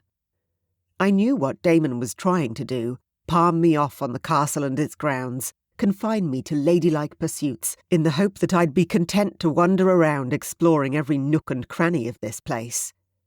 Stay inside, warm and safe. The thought was tempting, but I knew he had another reason for wanting me out of the way. He wants to put as much distance between us as possible. The thought lanced through my heart. I was determined not to give in to the pain of it. I wanted Damon to take me seriously, to prove to him that I could do this, whatever this turned out to be. Finally, I looked up at him, raising an eyebrow in challenge. I would not rather stay inside the castle, sire. So, when do we leave? Chapter 9. Cass. The wind howled around us, battering the open carriage as it bumped and trundled along over the barren fields. I pressed my face lower into the collar of my coat, trying not to shiver.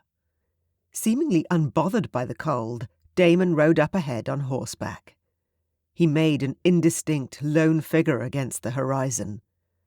Only the bare, skeletal trees marked the landscape. It was a far cry from the lush orchards and grassy meadows I was used to. When I confessed that I'd never ridden before, Damon had looked surprised, but he didn't pass comment on my lack of skill. I guessed it was just another weakness in his eyes, fitting in with his image of the pampered princess flitting around her tower in satin slippers. Which, in many ways, was actually the truth. I squinted at the farmstead up ahead as we approached.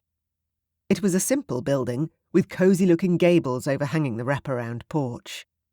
The farmer and his wife waited for us outside on the steps. Damon arrived first, and he dismounted, handing off the reins to his footman and striding up to the farmhouse. I was struck by the way he carried himself.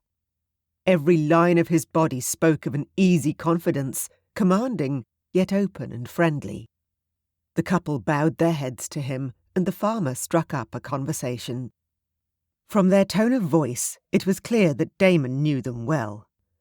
All told, it was hard to imagine that this was the same man I'd shared breakfast with. The one who looked at me like a spooked animal and shied away every time I got too close for comfort. One of Damon's men helped me down from the carriage. I nodded to him and picked my way over the uneven ground. A deep permafrost made the earth hard and unyielding, and I would have slipped without my borrowed footwear. The farmer's wife looked at me as I stepped up to join Damon, her eyes widening in astonishment. She sank into a low curtsy, and I smiled at her when she straightened up. Damon's eyes darted to mine before glancing away again. "Allow me to present the Princess Cassandra of the Bravdock clan," he said, as if reading from a script. "She is currently visiting our kingdom." I inclined my head at the couple, silently noting Damon's phrasing. Visiting. Well, if that's how you want to play it. "It's an honour, Your Highness," the farmer said. Like most of the men in the north, his weather-beaten, heavily lined face spoke of a harsh life. "How long will you be staying with us?" "As long as I'm welcome here." I smiled back at him. I felt Damon's eyes on me, but didn't look at him. "You see, I've wanted to visit these lands my whole life." "Well, you're certainly welcome here on our farm." The farmer's wife gave me another warm smile. Her tone was pleasant, but her eyes were burning with curiosity. "And, forgive me for saying so, my king, we're so used to you coming out here alone. It's good to see you with company for a change." I heard the implication in her words, the way she lingered on company, and ducked my head, a blush coming on. I could feel the couple still eyeing me curiously. Damon cleared his throat. "So, I was glad to receive your letters. I take it you've made progress cultivating the southern fields for livestock." "Oh, yes, sire." The farmer rocked back and forth on his heels before waving his hand. "Please, follow me." As the two men strode off over the field, Damon glanced back at me just once, like he was checking I was okay. I nodded at him.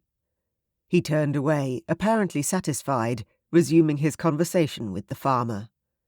The farmer's wife was watching me when I turned to look at her.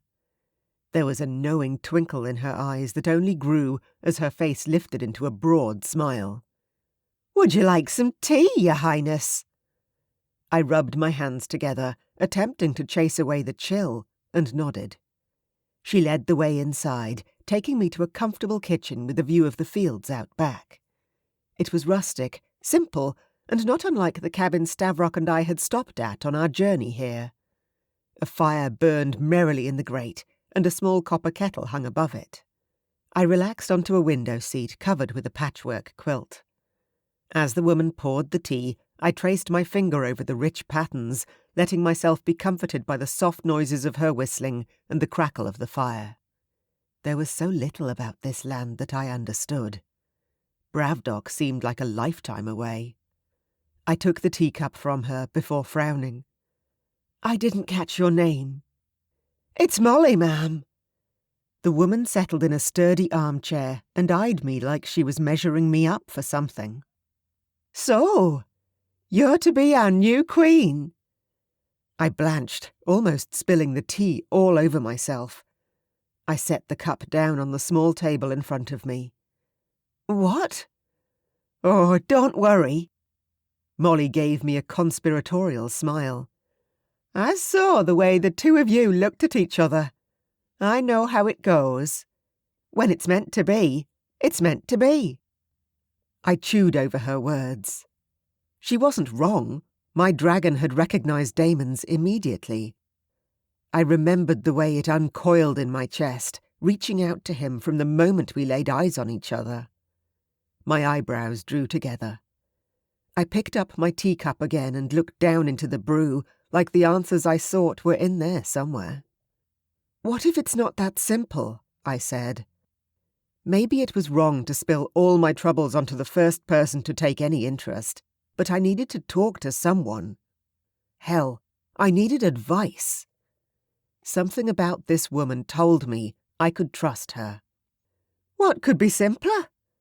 Molly cocked her head to the side. Like her husband, she had lines around her eyes, but her gaze was softer, friendlier. Those were laughter lines, I could tell. He cares for you. You care for him. Well, when she put it like that, it did sound simple. He doesn't even know me, I whispered. Needing something to do with my hands, I ran my fingers along the floral rim of the cup. But he will. Molly said it with such certainty, I half wondered if she, like Marianne, had the gift of sight in her. I sensed it wasn't polite to ask. I stared blindly out the window. Somewhere out there, Damon was pacing the fields, checking over his ancestral homelands, doing the job he had been born to do. I pressed a hand to the cup, half wishing I was out there with him. I turned back to Molly. You seem very certain about all this. I've lived a long life. She shrugged. And he is my king. Then you must know him, I said, leaning forward again to face her. Better than me, anyway. Tell me, why is he so withdrawn, moody, unreasonable, infuriating? Her mouth quirked with amusement. I flushed, feeling that uncomfortable sensation again. She can read me like a book. His Majesty had a difficult upbringing, she said carefully. In what way? You know of his father, of course. I nodded. Stavrock had told me about the old king. How he'd drained his people of money and driven his kingdom into debt. Stavrock and Eric had joined forces with Damon to put an end to the scavengers and raiders who wanted to pillage the north and settle old scores. Those raiders hadn't cared how many lives were lost, as long as the debt was paid in blood. The sins of Damon's father were legendary all over the realm. But what sort of father had the old king been to his son? Had Damon suffered at his father's hands? His mother died shortly after Damon's sister was born. Molly frowned into the distance, lost in memories. It drove the old king mad with grief. They say he was never the same afterwards. I thought of the look on Damon's face that morning when he'd spoken of his mother. Damon's father took his pain out on the whole kingdom. Molly's face darkened. Crops failed, cattle starved. All the while, he stood by and did nothing. Locked himself away in his castle, growing more paranoid by the day, and he locked away the young prince, too. Damon? Aye. People barely saw him until his father died and he became king. By then the castle was a wreck. There's so much darkness in that place. The woman clicked her tongue. Bad, bad memories. It's a wonder that King Damon has managed at all. I stared into space, processing everything she'd said. I tried not to let the shock I felt show on my face. Despite my overprotective upbringing, I couldn't deny that my life had been full of love. Music and laughter filled my memories when I thought of my childhood. I had a cousin who loved me, and a kingdom that welcomed me with open arms. It sounded like Damon hadn't been so lucky. More tea? She asked, holding the pot in her hand. No, but thank you. Molly smiled at me kindly. Try not to worry so much, my dear. You'll clear out the cobwebs of that old place. I just know it. By the time Damon and the farmer arrived at the door, stamping the snow off their boots, I was warmed through. I wandered over to stand by the king. As we turned to leave, Molly dropped into a low curtsy, her eyes twinkling with pleasure. You're welcome to drop by whenever you want to, Your Highness, she said, looking directly at me. I was hyper-aware of Damon's presence at my side. His body had brought the cold in with it. He smelled of fresh air and snow. Snowflakes littered his hair and the collar of his dark coat. I jumped at the shock of coldness as his fingers brushed against mine. Molly's smile grew. "Thank you," I told her. "For everything." I felt Damon's eyes on me as we walked back to the horses and the carriage. "What?"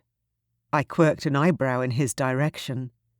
"Nothing," he replied, a little too hastily. I raised both eyebrows, a smile playing at the corners of my mouth. "You're good at that," he said quietly. He opened his mouth, like he wanted to say more, then closed it again. Good at what? I wanted to challenge him, ask him why he was so surprised I could hold a conversation with a farming woman. What kind of girl did he take me for? But I didn't push him for anything more. I accepted the compliment for what it was. We came to a standstill by the men, who were holding the carriage horses by the bridles, waiting for me to climb up into the carriage. Both of us were lingering. I wasn't sure about Damon, but I didn't want to be separated just yet. I can only assume he felt the same way. "Come on." Damon closed his hand around the reins of his horse. He offered his other hand to me, and I took it, though I was confused. He tugged me closer, his large hand gentle around my own. "You ride with me." Before I could say anything in reply, his hands wrapped around my waist. I gasped at their firmness and the warmth I could feel even through the layers of outerwear. He boosted me into the air, and I swung my leg over the horse, clutching the mane and panting with shock. "Oh my!" It was very high up on this horse, and very, close to Damon's hard, strong body. His hand clenched around the horse's bridle, and the animal trembled, huffing a little as he climbed up behind me. Damon exhaled, the motion pressing his chest against my back. He leaned forward, and his breath tickled the side of my neck. I shivered and closed my eyes, knowing he couldn't see how I trembled with desire for him. He could likely feel it, though, against him. He clutched the reins, an arm on either side of my waist. Then he spoke into my ear, his voice rumbling straight through me. "Comfortable?" That's not exactly the word I would use. I nodded to his question. I didn't trust myself to turn around and give him a response with words. That would bring our faces dangerously close to one another. He shouted something to his men and clicked the reins. And then we were off. I swallowed the scream that rose as I clung to the saddle in front of me, the huge arms of Damon surrounding me on each side and his body behind. I had to trust that he could hold me in place, because I sure as heck didn't know how to stay atop a horse without assistance. We thundered over the countryside like the hounds of hell were on our tail. Initially, there was only terror in my heart, but as I relaxed, I began to enjoy the exhilaration of the cold against my face and the horse beneath me. The blood sang through my veins. Riding with Damon was almost like flying, that same exhilaration, except this time I wasn't in control. He was. His body crowded close to me. It was impossible to ignore every flex of his thighs behind my arse, every brush of his arms against my chest as he adjusted our course. I could barely pay attention to the world around me or what was going on outside of the feelings inside me.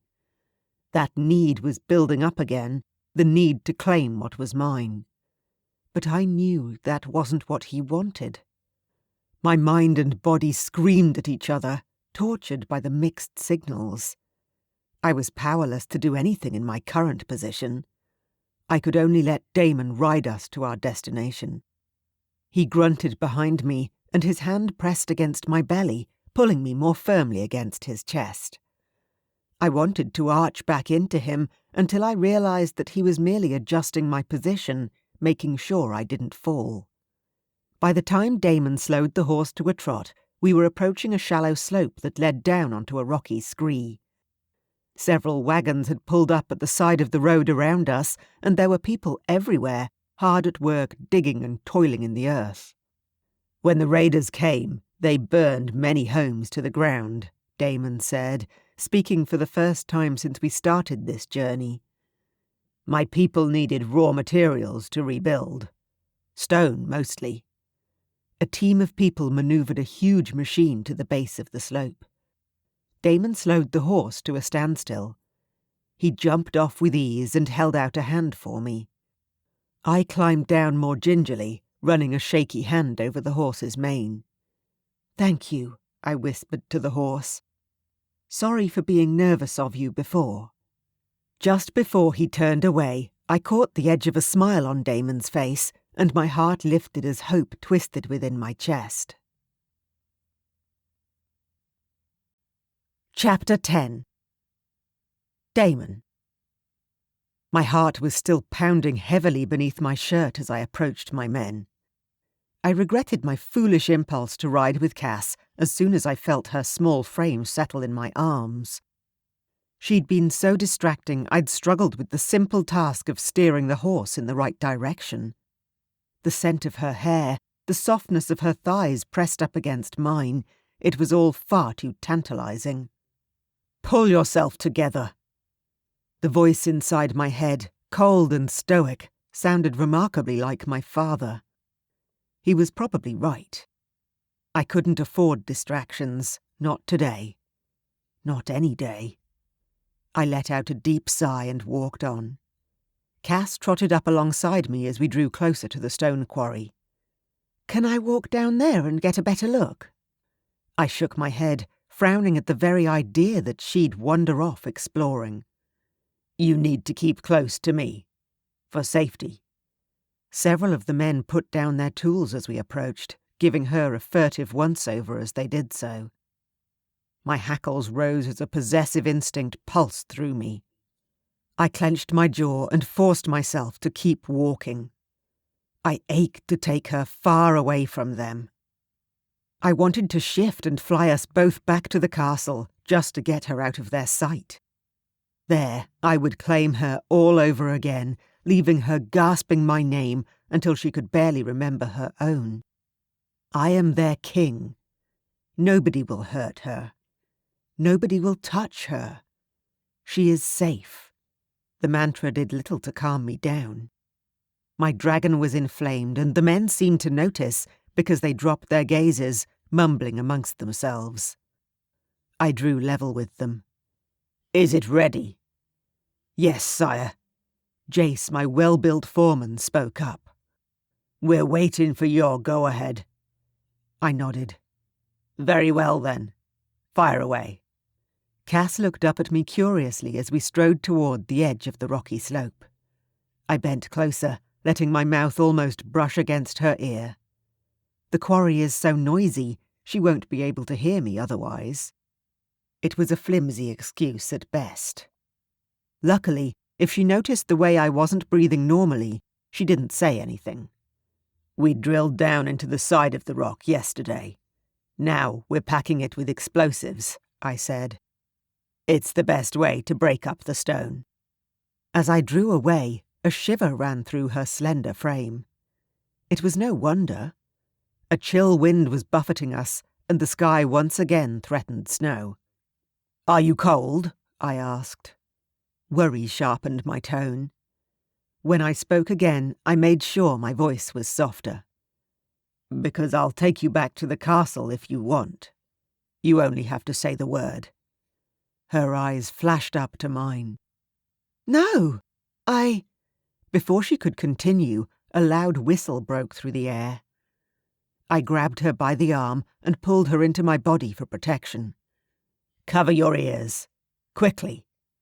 She did so, just as a loud boom shook the ground beneath us. Rubble rained down everywhere. The men cheered, and I smiled proudly. Where there had been a huge shelf of rock, there was now a slope, leading to a stone-filled crevice. My men descended into the new quarry, carrying their tools with them and setting to work. What now? She asked, lowering her hands from where they'd been pressed against her ears. I scrambled down the slope after them. She followed me, surprisingly nimble, ignoring the hand that I held out for her. My mouth quirked at her stubbornness. Now we break up the larger pieces of rock for transport back to the town. We? Cass tilted her head as I shrugged off my coat and rolled up my shirt sleeves. Of course. I smiled. What sort of king doesn't get into the trenches and dig alongside his men? I'm their leader. I'm hardly going to stand on the sidelines while they do all the work. I watched her absorb my words. In that case, she said, jutting out her chin, neither am I. I could already see that there would be no arguing with her, and since I'd all but given her the lines to use against me, why would I bother fighting her? She at least wore pants, and my mother's boots provided protection for her feet. Very well, then. Let's get to work. For the next few hours we worked in the quarry, picking away at the fragments of rock that lay around us. I showed Cass how to look for the highest quality stone, and she soon began working alongside the men in the processing section, talking with them as if she'd been doing this for years. The now familiar bond between us insisted I keep a close eye on things. I didn't want her to think I was hovering, but I hated to leave her alone amongst all those men. In fact, I couldn't leave her alone, no matter how many times I tried to walk away. It didn't matter that I knew rationally she wasn't in danger. My dragon didn't give a damn. I mostly hung around in the background, trying and mostly failing to concentrate on the task at hand. Jace sidled up to me. The two of us worked well together, and I trusted him implicitly. He nodded toward the group. She's in her element out there. I couldn't help but agree. Watching Cass working with my people stoked a fire inside my chest. It was impossible to keep on task. I could have watched her all day, a small, bright butterfly flitting around all those hardened men like she was born to it. If you don't mind me saying so, sire. Jace paused for a long time. He was usually a man of few words, but even so, this pause was longer than usual.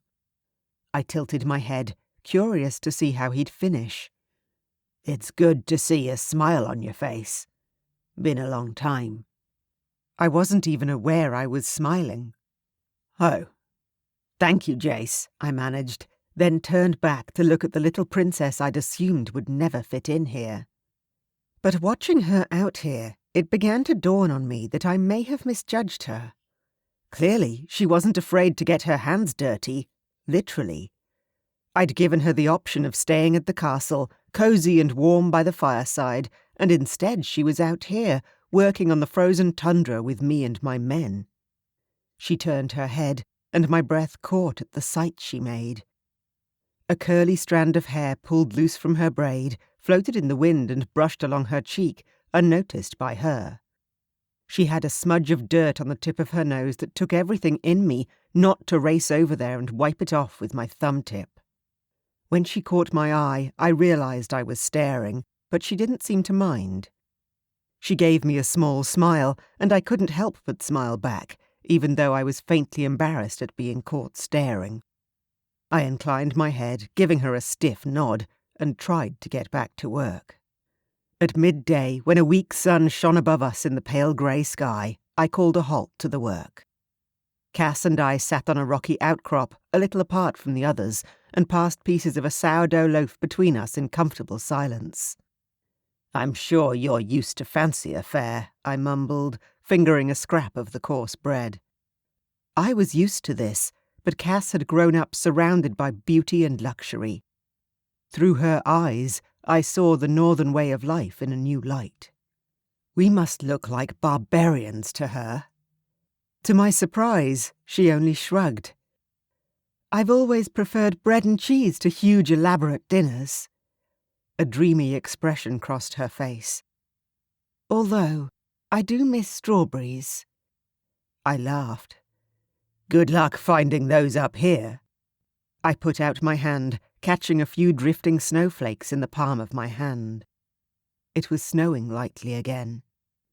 I can't recall the last time I ate a strawberry. Her answering laughter was a soothing melody to my ears. I couldn't help but lean in closer to her. My hand came out, unbidden, and I brushed off the snow that had settled on her shoulder. She swayed into my touch, seemingly unconscious of her body's movement. "Come on," I found myself saying. "I have to show you something." Chapter 11. Cass. This time I was expecting the horse ride, which made it a little bit easier to handle. But only a little. That was a skill that would clearly take a little time to master. My legs were still trembling by the time Damon dismounted. He didn't offer me a hand. Instead, he simply caught me around the waist and lifted me down off the horse. I swayed into him when he set me on the ground, and for a moment I forgot where we were. He felt so good against me, solid and warm. I wanted to lean into his strength and stay there forever. He seemed to need a moment to gather himself too, because he didn't move away very quickly. "So," I began, and as I spoke, I was surprised to hear the husky undertones in my voice. Was that what being in close proximity to Damon did to my vocal cords? "What did you want to show me?" Instead of answering, he merely took my hand. There was a tantalizing mystery in his eyes, and I couldn't help but be drawn in by it. We weren't on the open plains anymore. High rocks loomed above us, and a pale, watery sun shone in the sky above. "Come with me." He winked at me, apparently determined to remain mysterious. I rolled my eyes, but let him lead me down the narrow mountain track we were on. The air felt warmer here. We were probably sheltered from the harsh elements by the hills around us. Odd patches of greenery grew in amongst the rocky terrain. It was the first true sign of nature I'd seen since arriving in the north. The sight warmed my heart. "Damon!" I squeezed his hand, drawing his attention. "Where are we?" "You'll have to wait and see." I trotted along beside him, trying to match his long strides. Curiosity burned within me, mingling with the ache that had taken up residence in the pit of my stomach. I need him. So much. How does he not feel the same way? I was almost frightened by the strength of my feelings, despite knowing that they were due to the mating bond. I wondered if I'd always feel this burning pull, this desire that coloured every interaction with this man and made it impossible to stay away. It was my dragon who felt it most. But that desire, that need, had grown bigger now. It was more than just pure naked want. I'd never felt this way before. When his eyes met mine, my stomach swooped like I'd missed a step on a staircase. Maybe I should have asked Stavrock more questions. I dismissed the thought. There was no way I was talking to Stavrock about any of this. He'd already seen and deduced more than enough as it was. Damon stopped in the middle of the path. He bent his head, and I shivered as his mouth brushed the edge of my ear. Did he know the effect he had on me? "Do you trust me?" he whispered. The words took me back to our encounter in the maze. The first words we'd properly spoken to each other. A spark of heat had passed between us then, just as it did now. "Yes," I breathed. Sheer instinct spoke for me, but as soon as I said it, I realized it was true. He'll protect me. He won't let any harm come to me. My thoughts were exhilarating. He stepped behind me and his palms came up to cover my eyes. I could barely breathe as he guided me forward. I felt like I was on the edge of a precipice, about to fall. It was the best goddamn feeling in the world. Soon enough, we came to a standstill. His hands fell away, and I opened my eyes. I gasped at the sight that lay before me. We stood in the middle of a lush green valley. The rocks underfoot were carpeted in moss, and the hillside around us was scattered with flowers. I could hear running water nearby, and I soon spotted a mountain spring trickling down from the rock face. In the middle of such a barren, frozen land, it was like I'd fallen into a dream. I turned to Damon. The astonishment must have shown on my face, because he huffed out a pleased laugh. The stiffness in his shoulders was gone, and the colour had returned to his face. "What is this place?" I whispered. "A secret hideaway." His mouth flickered with amusement, but his eyes were soft. He put his hands in his pockets, surveying our surroundings. "I come here sometimes to get away from—" He trailed off, shrugging, but I caught his drift. To get away from the palace. From his father. From his responsibilities. His life. The crown obviously weighed heavily on him. This place was his solace, a temporary respite from the stresses of day-to-day life. "Who else knows about this place?" "Nobody," Damon murmured. "It's my place. And now yours, Cass." Oh, my. The thought that he'd led me here, allowed me into his private hideaway, overwhelmed me. To cover my rising blush, I turned away from him, drawn by the sound of the water. I sat down beside the small waterfall, feeling the heat of Damon's presence as he came up behind me. My skin tingled at his proximity, yearning for his touch. "You can drink from this stream," he said, leaning over me and dipping his fingers into the clear water. I watched, oddly transfixed by the motion. "The water comes directly from the mountain. It's totally pure." I scooped up a handful of water and held it to my lips. It tasted sweet and fresh, just as he said. "How does this place—" I cast around, searching for the right words. "How does this exist?" Damon sat back and ran a hand through his hair. He'd taken off his jacket, and my eyes were drawn to the flex of his forearms as he relaxed back onto his elbows. "I've thought about that a lot." He frowned. "I think the rock face must form a kind of natural shelter from the ice and snow. It protects these plants and gives them a chance at life. Outside this area, they would just wither away and die, like everything else that tries to grow in the cold." As he spoke, he plucked a stray daisy beside him and leaned over, threading it through the end of my braid. It was a sad thought that all this tranquil beauty would not exist, if not for the rock face protection. I ran a hand over the daisy, fiddling with it. "So it's only here because it's protected?" "I guess so. From the weather and the rest of the world. If everyone knew about this place, it would surely be trashed within a few weeks." I let my hand dangle in the edge of the stream. I watched the flow of water before something else occurred to me. "But I've seen fields. People farm in your kingdom, don't they?" Damon frowned. "Of course. But they farm the tough plants. Root vegetables. Things that can survive the frost, not delicate flowers like these. Our crops are hardly beautiful. They're just tough."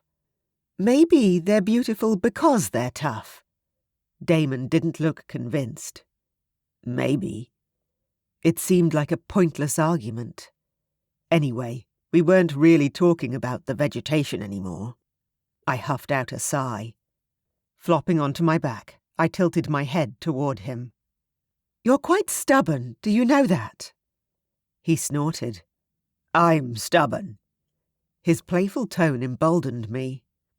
"Yes." I reached out and wrapped my fingers around his forearm, tugging gently. I hope I'm playing this right. He came willingly, crawling up over me until his arms were either side of my head. "I can't fight this, Cass." His eyes burned into mine. "No matter what I do, I can't." "Then stop trying," I whispered. He lowered his head and pressed his lips against mine. I returned the kiss eagerly, wrapping a hand around the back of his neck to bring him even closer.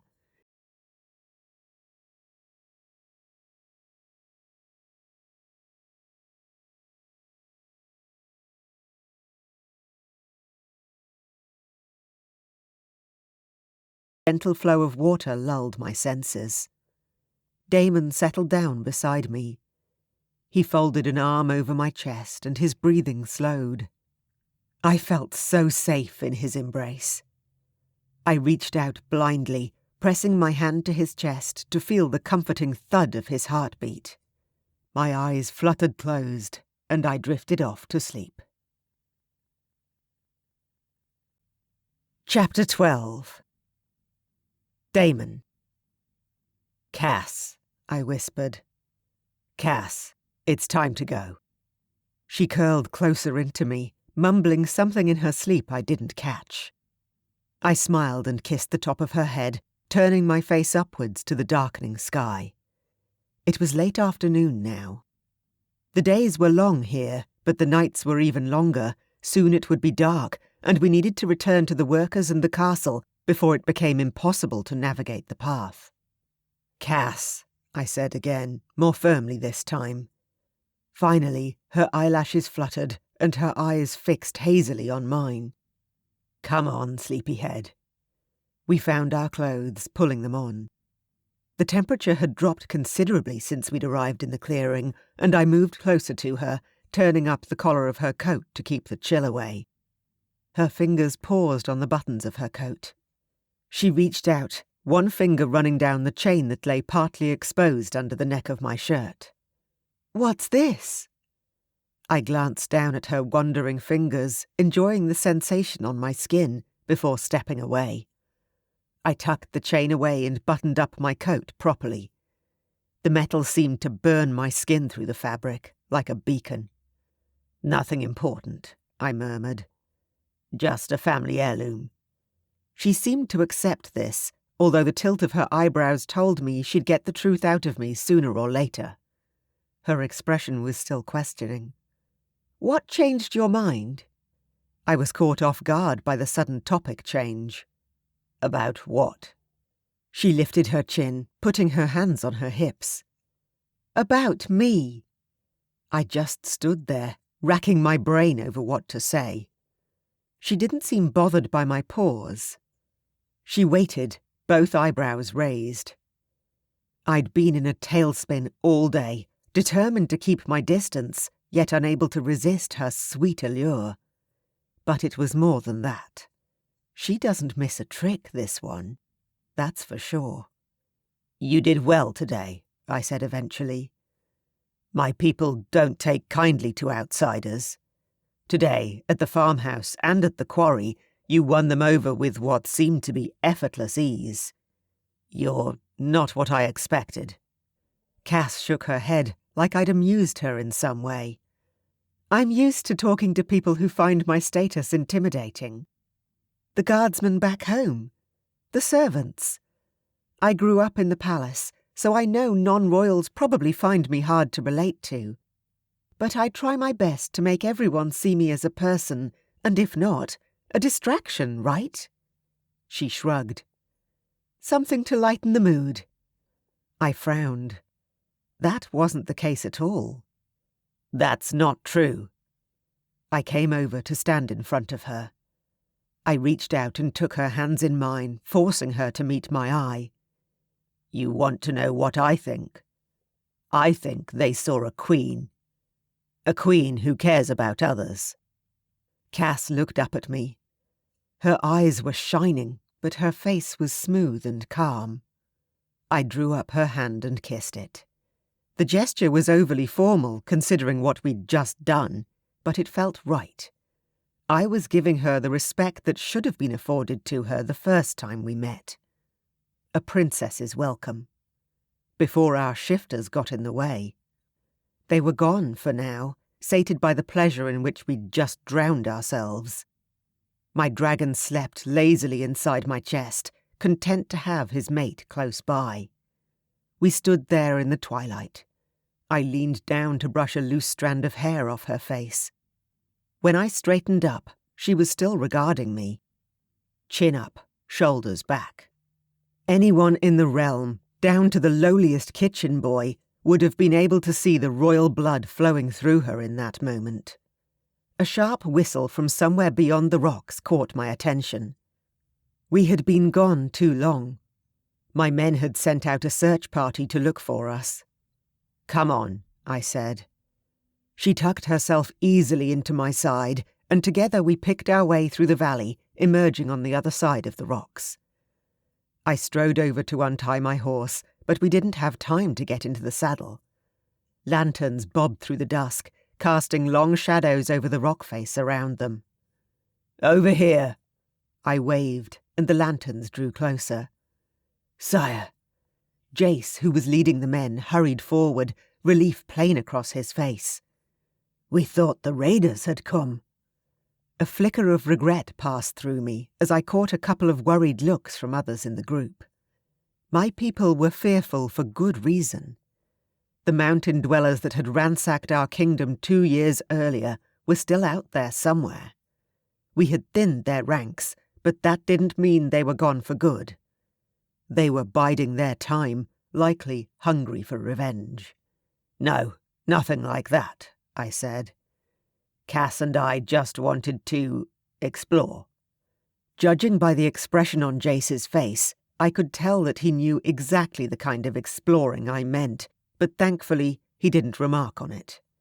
He took my horse's bridle and led it toward the search party. They were all waiting in a huddle, their bulky shadows looming over the gravel terrain. After spending all afternoon with Cass, the contrast between her and my kinsman was even more pronounced. She stood at least half a foot below the shortest of them, but she greeted them like old friends, dragging me along with her. They were careful not to get too close to her, obviously fearing my dragon. We set off. The terrain was too unstable in parts to go on horseback, so we had to travel on foot. We climbed down the rocky slope in tandem. I barely thought about where I was putting my feet. I'd spent years walking over these rocks. Cass picked her way over the ground more carefully than me. I pointed out the sturdiest stones for her and guided her around the deadly black ice that lay in wait of unsuspecting travellers. Then Cass spotted Rob, the kind elderly man she had been working with earlier that day, and she was off like a rocket. Before I could stop her, she'd slithered halfway down the slope in front of us in order to catch up with him. I'd only taken my eyes off her for 1 second, just enough time for her to dart ahead of me, out of reach. A sharp cry echoed through the valley. Cass. My stomach plummeted sickeningly. I broke into a run and shouldered aside a couple of concerned bystanders before dropping onto my knees beside Cass. She was curled up against a rock, cradling her ankle in her hands. Gently I pried off her fingers and ran my hands over the skin, pulling away when she grimaced with pain. "It's just a sprain." She looked up at me. "Damon, come on. I'll be fine." Her words were soothing, but I could tell she was in pain. For some reason, she seemed more concerned with me than the injury. I turned her foot slightly to look at the side of her leg, and she winced. There was a rip in her pants, and red stained the thick material. "Is that?" I reached out and touched the wet patch and stared down at my hands. Cass's bright red blood coated my fingers. I swallowed hard, my dragon roaring inside my head. "One of the rocks just cut me a bit," she said. "I'm a shifter. I'll be fine. You know that." I couldn't concentrate on any of her words or the calm energy she was trying to push toward me. All around me, the noise of the men murmuring amongst themselves buzzed through my head, growing louder and louder. Nobody got too close, but they set my teeth on edge nonetheless. "Leave us," I barked. I had never spoken in anger like that before.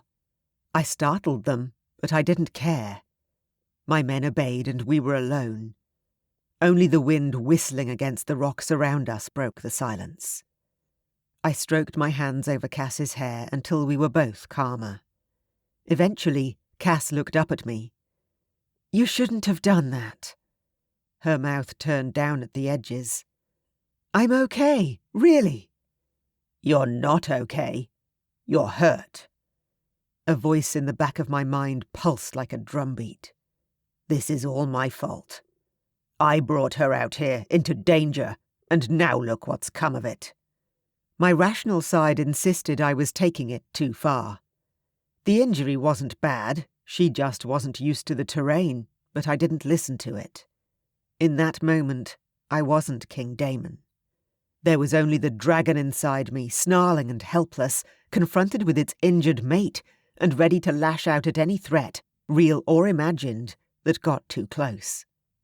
I helped her to sit up, but when I put my arms under her to carry her the rest of the way, her body stiffened against mine. I can walk just fine on my own. She glared up at me. You don't need to act like I'm going to break. I sat back on my heels, stung by the force of her words.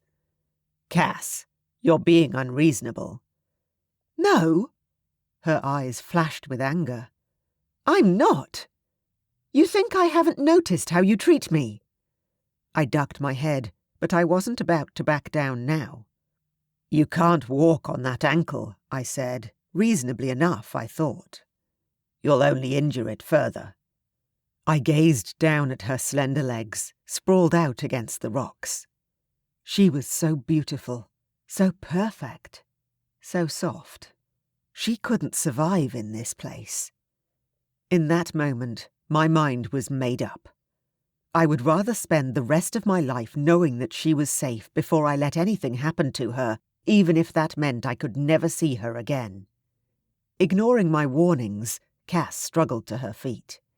She leaned on her side, obviously favouring her uninjured ankle, but I didn't dare touch her. She put her hands on her hips. Why can't you accept that I want to be here, Damon? That I want to stay? I threw out my hands. Why would you want to spend the rest of your life somewhere like this? Because you're here!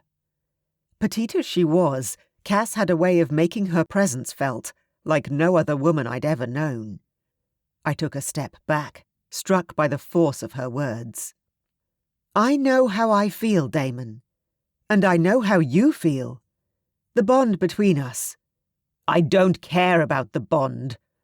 All I care about is keeping you safe.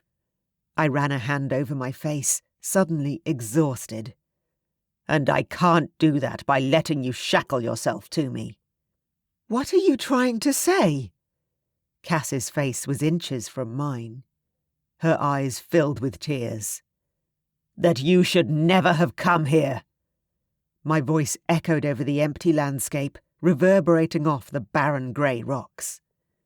This place will destroy you, just as it did my mother. As soon as I said the words, I wanted to take them back. But it was too late. You're a coward, she whispered. Her eyes were still dewy with tears, but now they turned hard. Rejecting me. You're ready to give up. On me. On us. Even after what we've shared. I thought you were better than that. I felt the blood drain from my face. It's not like that, I wanted to say. I didn't know how to make her understand. I wasn't rejecting her. Cass, I reached out to her. She ducked out of reach, turning her back on me, and limped away. My dragon grumbled inside my chest, but I ignored it. This is all your fault, Damon. The air shimmered around Cass's form, and my heart almost stopped. Cass! No! It was too late. Cass shifted in front of me, and I saw her dragon for the first time. She was slender and smaller than shifters tended to be this far north. As her wings extended, they shimmered pale violet. She turned to look at me one last time, and with a flash of her jewel-like eyes, she launched herself into the sky. I could only stare in shock as she flew off into the distance. Each beat of her wings broke something inside my chest. She was flying away from me, leaving me, going home to where she'd be safe. Despair filled me as she climbed higher and higher, edging further toward the forest that lay at the foothills of the mountains. Then, out of nowhere, 2 dragons swooped out from the thick bank of cloud that wreathed the mountain top. No! I didn't recognize those dragons. They weren't my people. They dive-bombed Cass on either side, releasing twin jets of ice over her as she twisted and thrashed her wings in an attempt to get away from them. My dragon roared up inside me, and I began to shift, keeping my eyes on the sky above. Hang on, Cass. I'm coming. It was no use. The ambush was short and swift.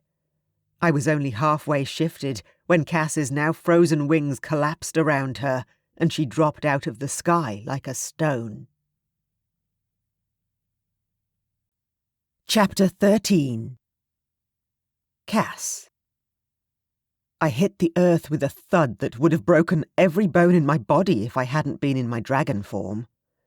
Staring helplessly up at the thick canopy of leaves above me, I could only lie there, winded, as my shifter curled up inside my chest.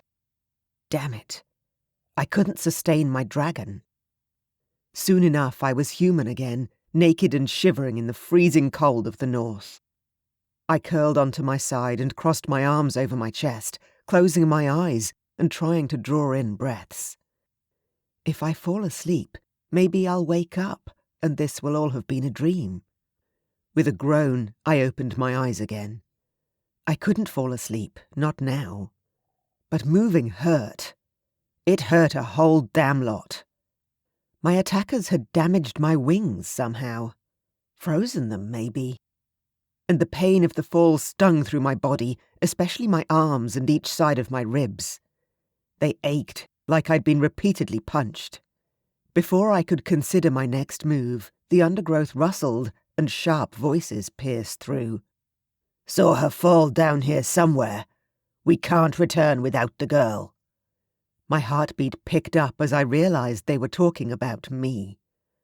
I squealed as something hot and wet dragged along the side of my face.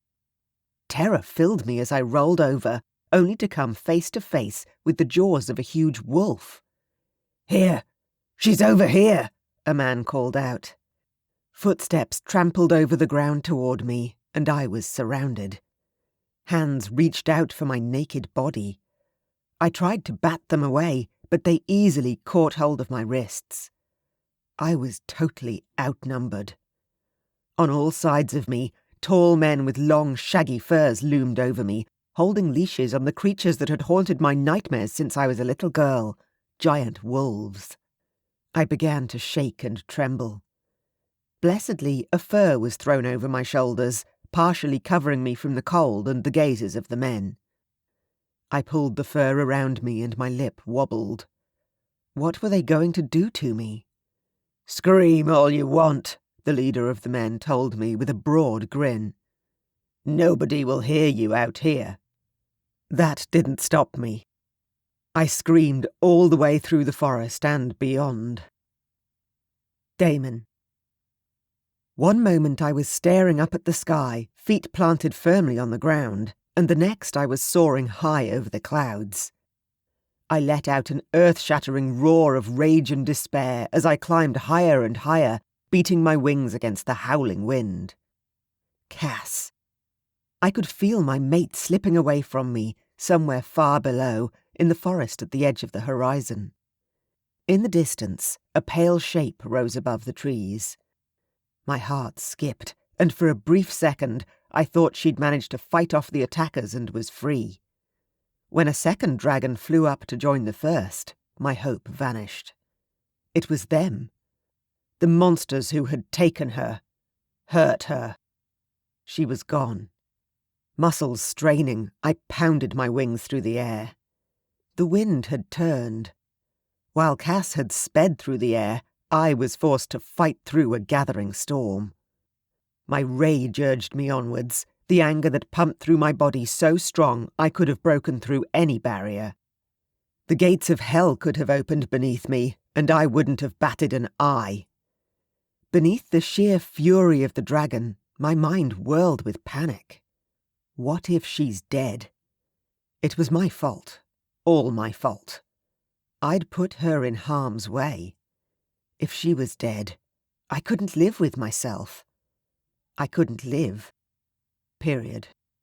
The ground passing beneath me flooded with greenery, and I wheeled in mid-air, realizing I'd reached the edge of the forest. I reared up, beating my wings against the sky and letting out a roar. An icy jet of blue fire shot out from my throat. Come and get me, you bastards! I caught a flicker of movement in the forest canopy, the edge of a wing sticking out of the trees below. I dove toward the branches like a hawk spotting a mouse. I caught the dragon in my talons, and we tumbled down to the earth together, crashing through branches and bushes. The dragon fell from my clutches and staggered away, but I knew I had injured him. Good. I wanted to kill the bastard for endangering Cass in that way. The forest was cool and dark. The density of the trees dimmed the light, and I stumbled backwards, struggling to get my bearings. I was still in dragon form and didn't intend to shift back until my mate was by my side once again. My anger and panic turned me clumsy, and my claws raked the ground, trying to get a foothold as I tried to locate the other dragon in the shadows. I blinked in the unfamiliar greenish light, panting hard. This wasn't my terrain. I was used to the open tundra, frozen and unforgiving though it was. The trees above pressed down, trapping me in what felt like a cage. A sharp pain lanced across my back as the enemy shifter dropped down on me from above. I roared in fury and lashed out, blasting a patch of foliage nearby and reducing it to ice. My blast managed to catch the edge of the shifter's wing, stunning him long enough for me to roll over, shake him off, and send him flying. The sharp talons at the edges of my wings gave me an advantage, as did my size. Whoever this shifter was, I stood at least 2 feet taller, not to mention my wingspan, which dwarfed his own. His scales, however, were a pale icy colour, just like mine. Were we kin? I couldn't think about that. Not now. Cass was in danger. Nothing mattered beyond that. The fight was vicious and short. The red haze that swirled through my veins turned me merciless, cold-blooded. I lashed out, sharp talons tearing through scales, and before long my opponent lay dead at my feet. I stood over him, panting. The bushes trembled. A low, deadly growl sounded. I froze. Another dragon. This one was bigger, and, when he emerged, the undergrowth rustled on either side of him. Yellow eyes came forward, followed by huge paws, soundless and far more graceful than mine on the forest floor. Beside the dragon stood a wolf. Huge and powerful, its hackles were up, lips pulled back to expose its long white teeth. The wolf's unblinking gaze fixed on me, waiting for me to make my move. Another wolf appeared, then another. Before I knew it, the clearing was full of them. A circle of wolves. And I was in the centre. This was an ambush. The dragon's gaze flicked to the dead dragon at my feet. I lowered my head, muscles coiled with tension. Logically, I knew there were too many of them to fight. My dragon didn't care. Inside, I was roaring, screaming for my mate. And if my dragon couldn't get to her, well, then I'd have to destroy those who stood in my way. I lunged at the dragon, knocking him to the ground. We tussled in a vicious fight for our lives. There were sharp jabs against my hide as dozens of wolves piled on us. The air was thick with fur and blood and hide and teeth. We twisted over each other, and I snapped at every creature that came at me. The dragon took advantage of my distraction, snapping at my tail, raking sharp talons over my wings until I scorched the ground in icy fury. But any shifter, no matter how powerful, was no match for me. I was a dragon king, and I had a mission: to rescue my mate. I drew in a deep breath, threw back my head, and roared. The air filled with white ice flames. The blast knocked back every beast that climbed my flanks, carving a deep crevice through the trees and down into the very ground itself.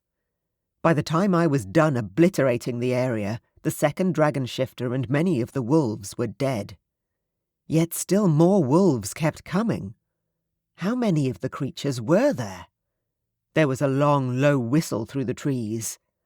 I staggered to my feet, bleeding, injured, and exhausted. If I stayed, I could die. More shifters would come.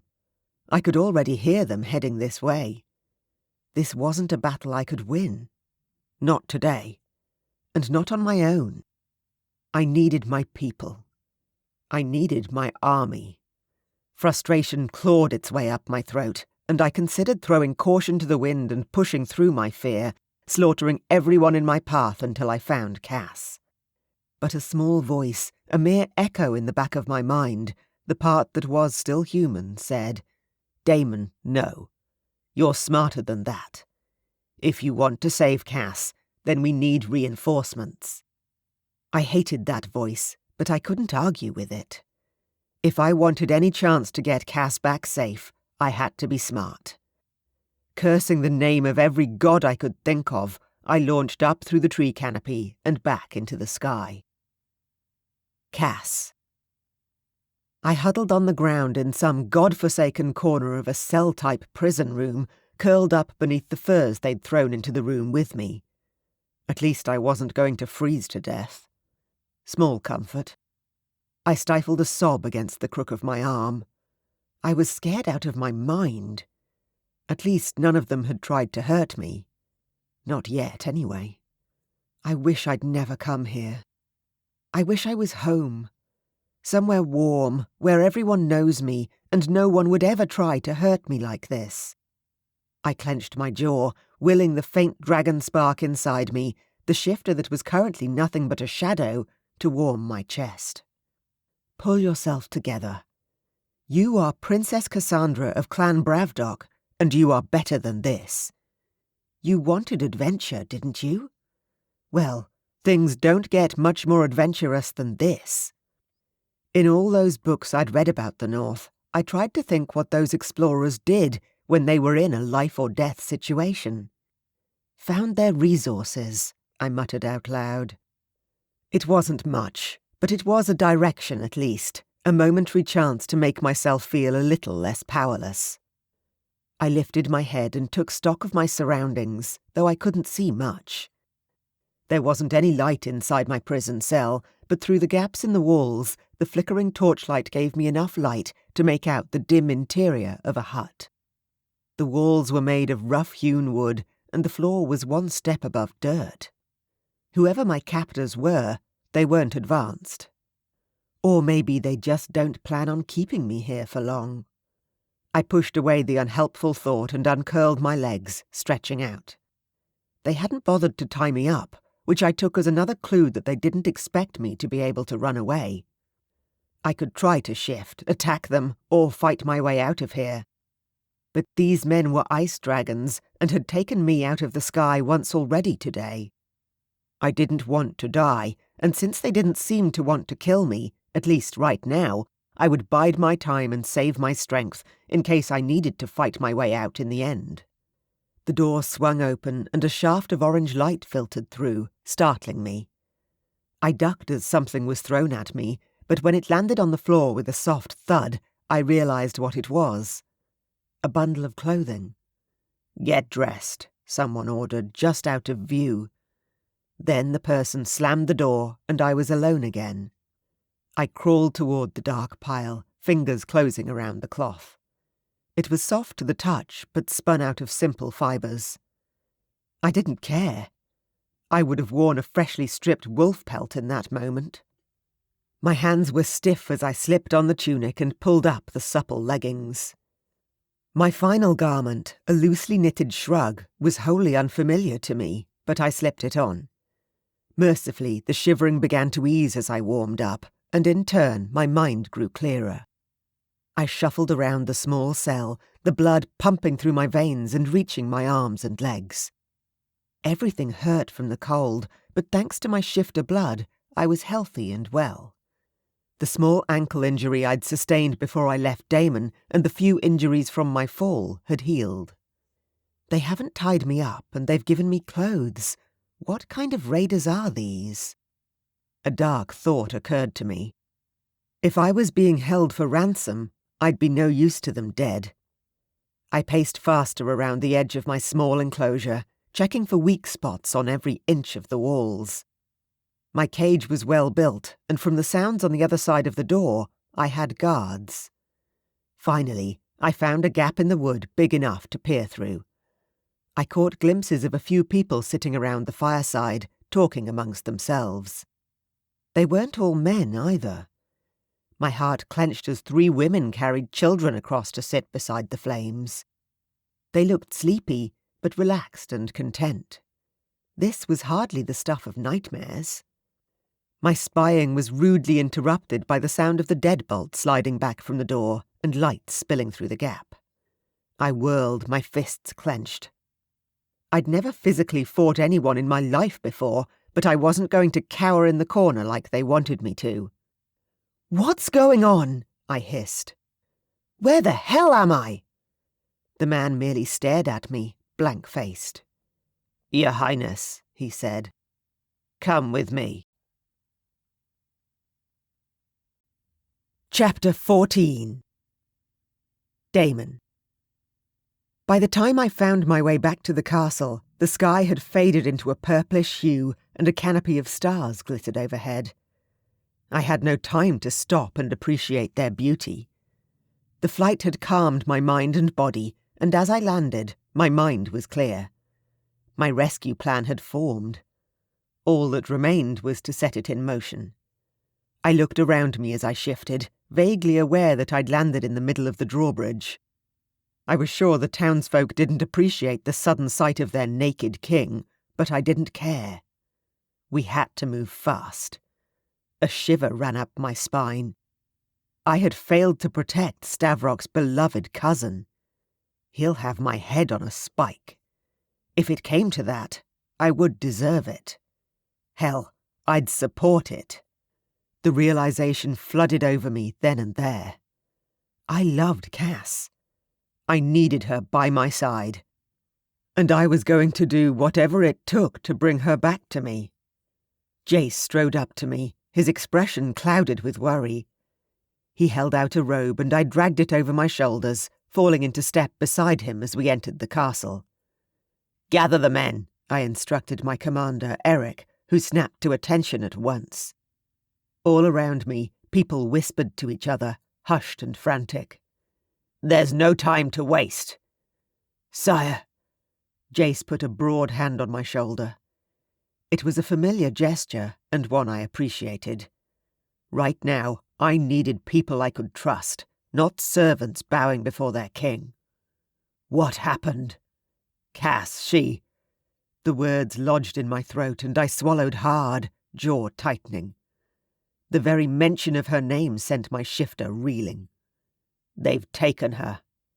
Keeping my voice low, I told him about the dragon shifters I'd fought in the woods, plus the hordes of wolves trained like attack dogs to take down anything in their path. Jace's eyes darkened. Raiders. There it was. The word that had haunted our kingdom for years. The dark figures that still filled my people's nightmares, crowding their thoughts with smoke, death, and ruin. Yes. I bowed my head. Although we were speaking quietly, I glanced around, making sure no one could overhear us. In the woods, by the mountains. I'm not sure how many, but there were too many for me to fight off on my own. Thought we'd wiped most of them out. Jace frowned, running a hand over his thick beard. I guess scavengers find a way to survive. You sure we have the strength to face them, sire? I stared at the ground, gathering the strength to say what needed to be said. In truth, I didn't know if we would survive this, but I wasn't going to stop until Cass was safe again. Eventually I lifted my head and looked him right in the eye. "We leave at sunset." Jace simply nodded. He trusted me. I wouldn't send my men into a fight they had no hope of winning. As I watched him walk away, I knew what I had to do. Cass. I had no option but to follow the guy who'd come into my hut. We bypassed the fire pit, circling around it and heading toward the largest hut in the small encampment. For whatever reason, they hadn't blindfolded me. Small faces peered at me as I passed, with people coming and going out of the thick forest around us. They were fetching firewood and mending things. The wolves were nowhere to be seen. My guard came to a standstill at the doorway of the hut. He gestured silently in the direction of the door. I hesitated, terrified to discover what was on the other side. The guard gave me a nudge. It wasn't a harsh one, but it told me I didn't have a choice in the matter. Reluctantly, I walked through the door. The hut was dim inside, although a small fire burned under a bubbling pot. 2 men sat on low seats just behind it. They stood when I came in, and the tiny hairs on the back of my neck rose up. "Where am I?" I asked, trying not to let fear bleed into my voice. Then I remembered something. The guard had called me Your Highness. I definitely wasn't some random girl to them. "You know who I am." I crept forward. They regarded me impassively, still mostly in shadow. "Why have you done this?" "Princess Cassandra," the one on the left said. His voice was rough, as if not often put to use. It reminded me of wood smoke or the logs crackling over the fire pit. "Welcome to our camp." He moved a fraction closer. As his face caught the light, I froze with shock. His face was strikingly similar to the man who had just broken my heart. He had the same high cheekbones, the same piercing ice-blue eyes. His face was broader, however, and his hair longer and wilder. He had a fair amount of stubble and a scar at the edge of his jaw. The scars on his bare arms told me he'd seen his share of combat. "Who are you?" I whispered. I wanted to remain afraid, but some part of me whispered that I wasn't in danger. My dragon settled, slumbering in my chest, unfazed by the unfolding action. "He's Dmitri," the man on the right said. He had a smoother voice, a deep, rich baritone, and when the flames fell across his face, he too bore a striking resemblance to Damon. "And I'm Lucian." "This is your camp?" "Yes." Dmitri crouched before the fire, drawing out a cup and filling it with something that smelled delicious. "Please, eat. You must be hungry." I was, but I took the cup from him without bringing it to my lips. I had no reason to trust these people. Not after what they had done. I pressed my lips together, considering the 2 of them. "You shot me out of the sky and then dragged me here and flung me into a prison room." Dmitri looked downcast. "We're deeply sorry. You have to understand. My brother and I wish you no harm, Princess." I wrinkled my nose and corrected them. "Just Cassandra." Dmitri nodded. Wordlessly, he swept out an arm, indicating a cushion by the fireside. I sank down onto it, curling my hands around my cup, letting the flames from the fire warm me. "We seek an audience with the new king." Lucian returned to his seat. Despite the fact that he was the speaker, he seemed less forthcoming than his brother, content to stare into the flames. "We needed a bargaining tool." "And I just happened to fall out of the sky," I said dryly, mouth twisting. "Quite literally." "Please." Dmitri glared at Lucian, who merely raised an eyebrow. The former leaned forward, catching my gaze. "Our people are desperate. Survival out here is perilous, to say the least." Lucian snorted, but didn't comment. Pieces of the puzzle were falling into place in my mind. The raiders who burned and ransacked Damon's kingdom. I stared into the flames, frowning as if the answers lay there. "That wasn't you, was it?" "No." Dmitri pressed a hand against his forearm, thumb tracing over a white, raised scar. We've run into them ourselves on many occasions. When they were defeated, that's when word got back to us that the old king was dead. Lucien smiled, but it didn't reach his eyes. We've spent our lives in exile, along with our entire village. Why? As our conversation progressed, the wild men of my imagination transformed, growing less and less fearsome the longer I looked at them. I began to see them as they truly were, two young men who were just as scared as I was. The old king didn't take kindly to remind us that he was less than a perfect husband, a perfect father. Dmitri exchanged a grim look with his brother. We were living proof. You're his sons. As I said it, I knew it was true. I'd known it from the moment I saw them. Damon's brothers.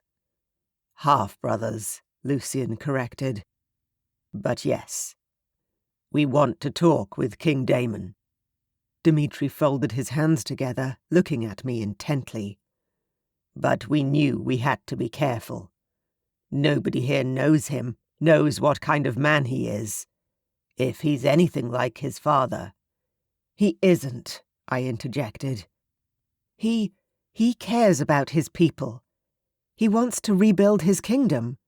That's his main priority. I could hardly think of Damon without ice flooding into my heart, but I wouldn't lie about him.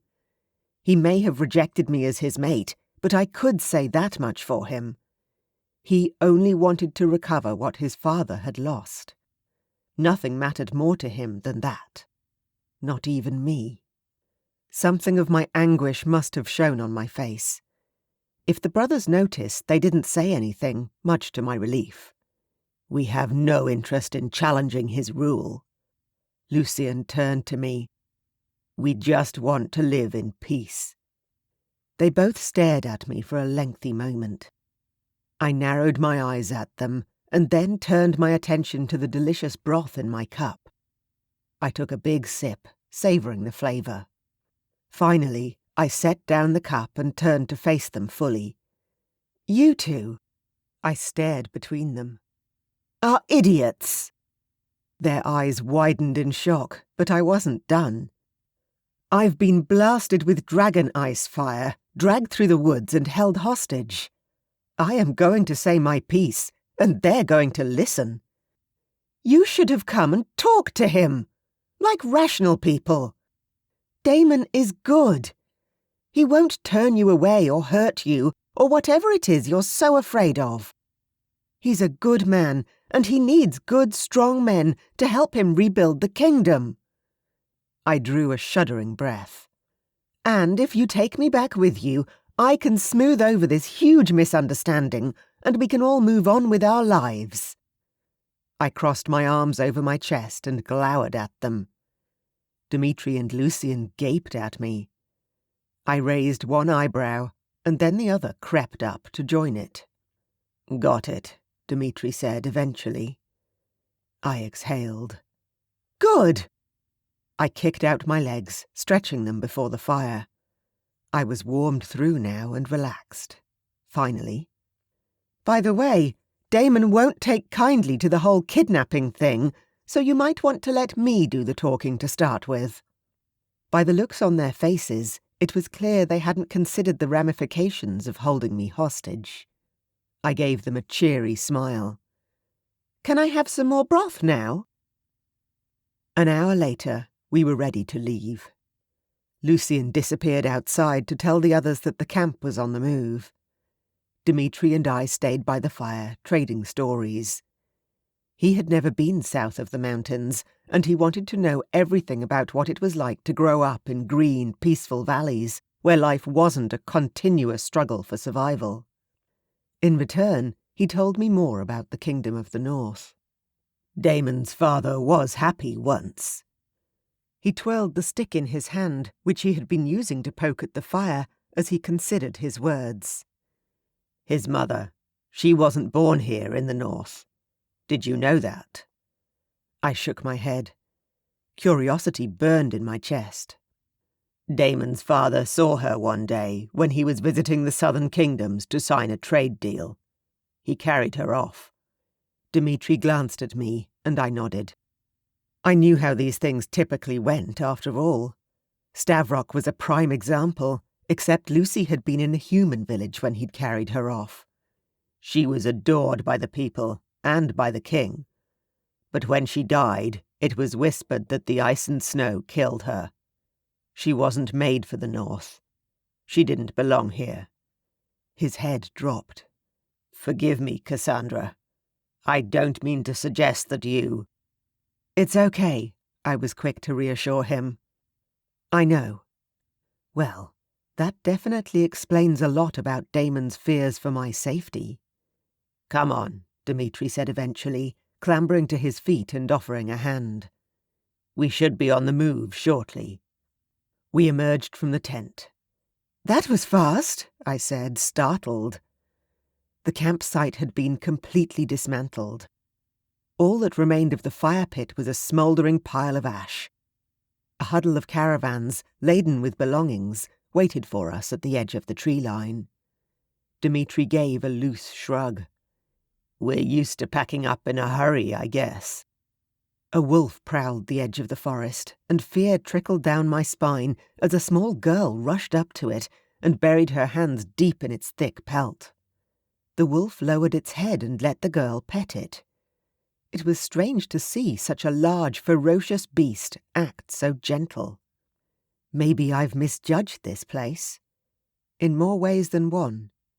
Ready when you are, Cassandra, Lucian shouted. He held the reins of a sturdy-looking horse. Your carriage awaits.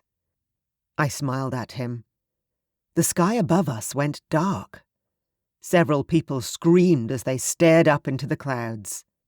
I glanced upwards, and my eyes widened as I made out the shadow of wings, so vast they blocked out the sun. A jet of silver fire burst across the sky, and my heart almost stopped. "No!" I screamed, waving my hands frantically.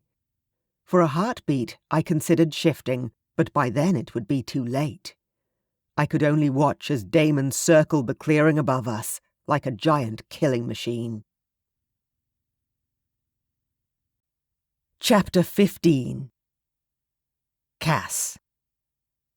Dmitri and Lucian rushed forward, and fresh panic gripped me as their dragons gleamed in their eyes. They were about to shift, and if they did, he'd kill them both. "Stop! He wants me!" I ran toward them, and they stopped in their tracks.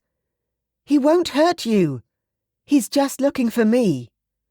I had no idea how true that was, but I had to believe Damon wouldn't attack an entire camp just to get to me. The sky lit up again with icy flames. Dmitri wheeled to face me. Are you sure about that? I closed my eyes, reaching out with every ounce of mental strength I had in me. My soul searched for its mate, up into the cloud bank above our heads. A flash of coldness ran through me, a fury unlike anything I'd felt before. Damon. It was his rage I felt. His anger, his terror. "Damon! Damon, I'm here! I'm safe. Please!" I let out a gasp, and my eyes opened. The huge dragon descended into the clearing, its clawed feet leaving deep gouge marks in the earth.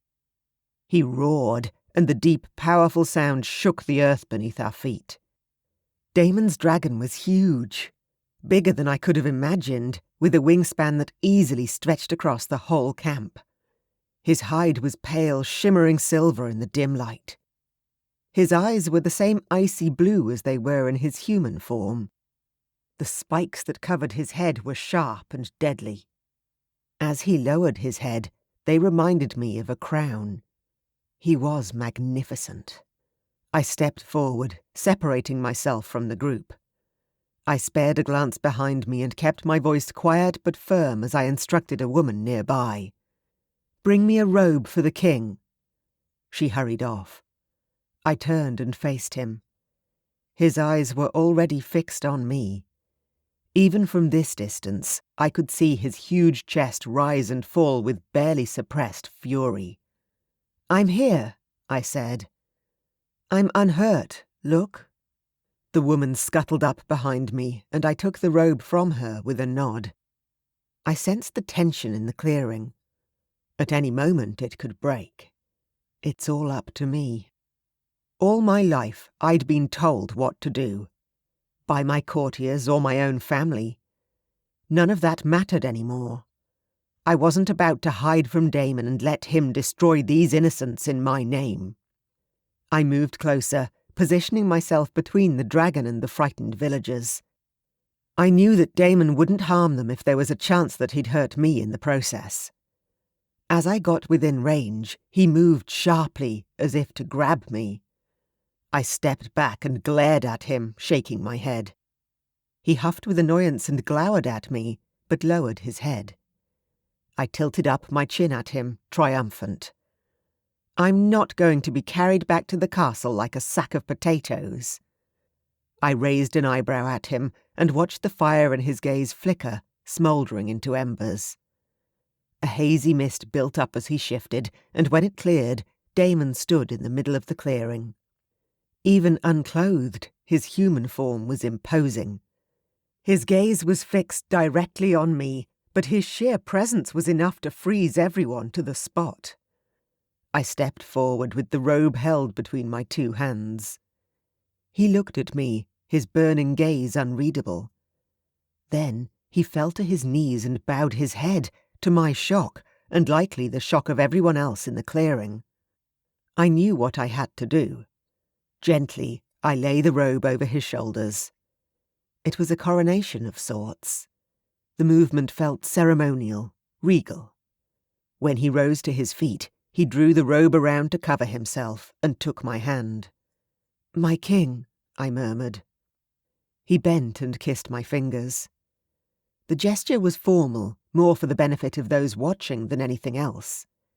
Nevertheless, when his mouth brushed against my skin, a tremor ran through my body.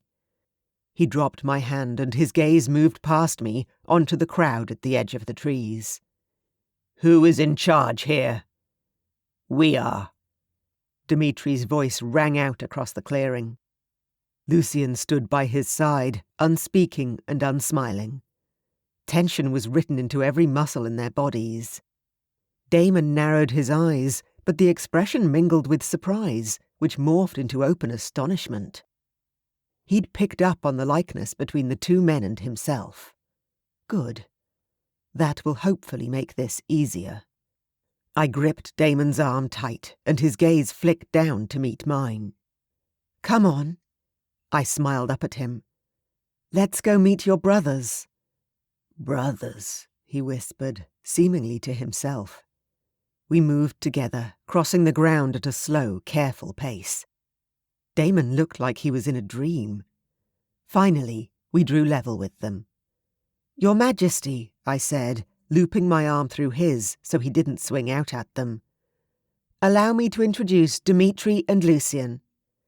Damon regarded the two men, who both inclined their heads at him in an identical fashion. "Cass tells me we're brothers." Damon's voice was low and still held an edge of danger. "I'll admit that I can see it. That's the only reason I haven't reduced this entire clearing to ash." Lucian's lip curled, and Dimitri flashed him a glare of warning. "King Damon," Dimitri said. "Our mother was the daughter of our village's blacksmith. The old king sent us into exile after the queen's death, along with half the village, as you can see." As he spoke, Damon sidled closer to me, tucking me in against his side, shielding me. Internally, I sighed. Is stubbornness a genetic trait amongst these ice dragons? "Damon," I interjected, pulling away slightly. "They were never going to hurt me. They needed some way to get your attention, and I was just in the wrong place at the wrong time." "My attention?" Damon's eyes flashed, although thankfully there was now no trace of the dragon behind his gaze. "Why?" "We wish to come back, Your Majesty," Lucian said. Although his face was as sombre as ever, his tone was sincere. We were banished from the kingdom many years ago, but now that our father is dead, we hoped you might let us return. The old king threatened our lives, Dmitri added. We had no idea what kind of man you were. We thought we needed leverage. Then you got more than you bargained for, Damon said fiercely. Cass is not a bargaining chip. Damon. I placed a soothing hand on his shoulder, and he relaxed beneath my touch. They know. They only want to talk. That's all. Look at them. They want to be safe again. These people deserve protection. Your brothers deserve protection. Damon stared down at me. Then he took my face in his hands and pressed a gentle kiss to my forehead. Of course, he murmured. Thank you, Cass. Our argument earlier felt like a distant dream. I tried to recall my anger, how furious I'd been, but seeing him like this now, I could feel only love. He had listened to me. Actually listened. Relief flooded Dmitri and Lucian's faces, and all those behind them began to relax and chatter amongst themselves in low, excited voices. I couldn't help but feel a spark of pride. Damon straightened up, looking over the entire gathering, although his gaze soon returned to his brothers. You are all welcome to return. The kingdom is your home, and its gates will always be open to you. He lowered his voice, addressing Dmitri and Lucian directly. Come to live with us in the castle. For as long as you want. God knows we've got the space. The use of the word we lifted my heart, but I couldn't question it right now. There was too much going on to worry about whether Damon meant what he said, or if I'd gotten the wrong end of the stick from him yet again. Damon. I waited until the last of the caravans trundled out of the clearing before turning to Cass. We stood in the middle of the empty space, surrounded by bare patches of earth where tents had been pitched only a short time ago. Cass refused to meet my gaze. Cass, please. I reached out a hand and then pulled it back, uncertain. Allow me to explain myself. She tucked her arms around her body, biting her lip. The dark fringe of her lashes hid her eyes from me. What is there to explain?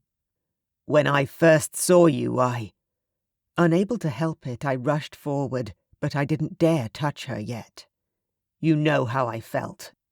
How we felt. It terrified me. I couldn't see anything beyond your youth, your inexperience. In my eyes, you were this delicate, beautiful woman who had stumbled into a harsh wilderness. I knew there was no way you could survive it. Just like my mother. And I had trapped you here. I hated myself for putting you in that position. Thanks, Cass said tonelessly. Her eyes were flat and dull, all traces of their usual spark snuffed out. I was wrong. Cass looked up sharply. What? I drew a deep, shuddering breath and lay a hand on her shoulder. I was wrong, Cass. And you were right.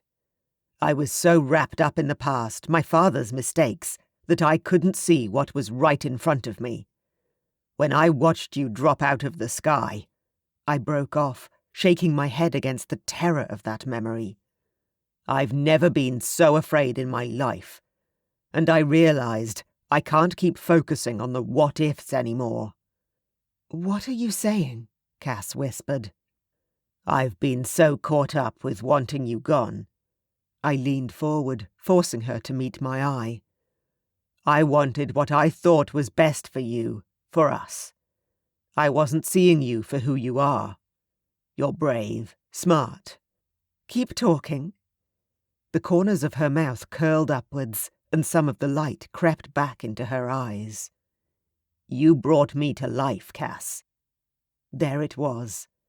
The truth I had been running from all this time. I can't live without you. I know that now. I'd give up my kingdom, I'd give the whole world, just to keep you by my side." "I'm stronger than you think," she said, as her hand came up and clutched mine, squeezing my fingers gently.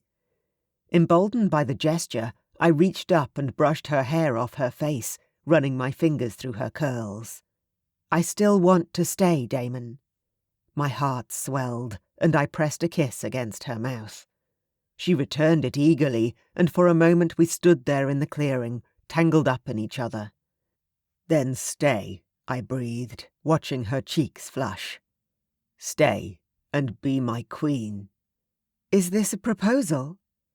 Despite everything that had passed between us, the nerves still crowded my stomach.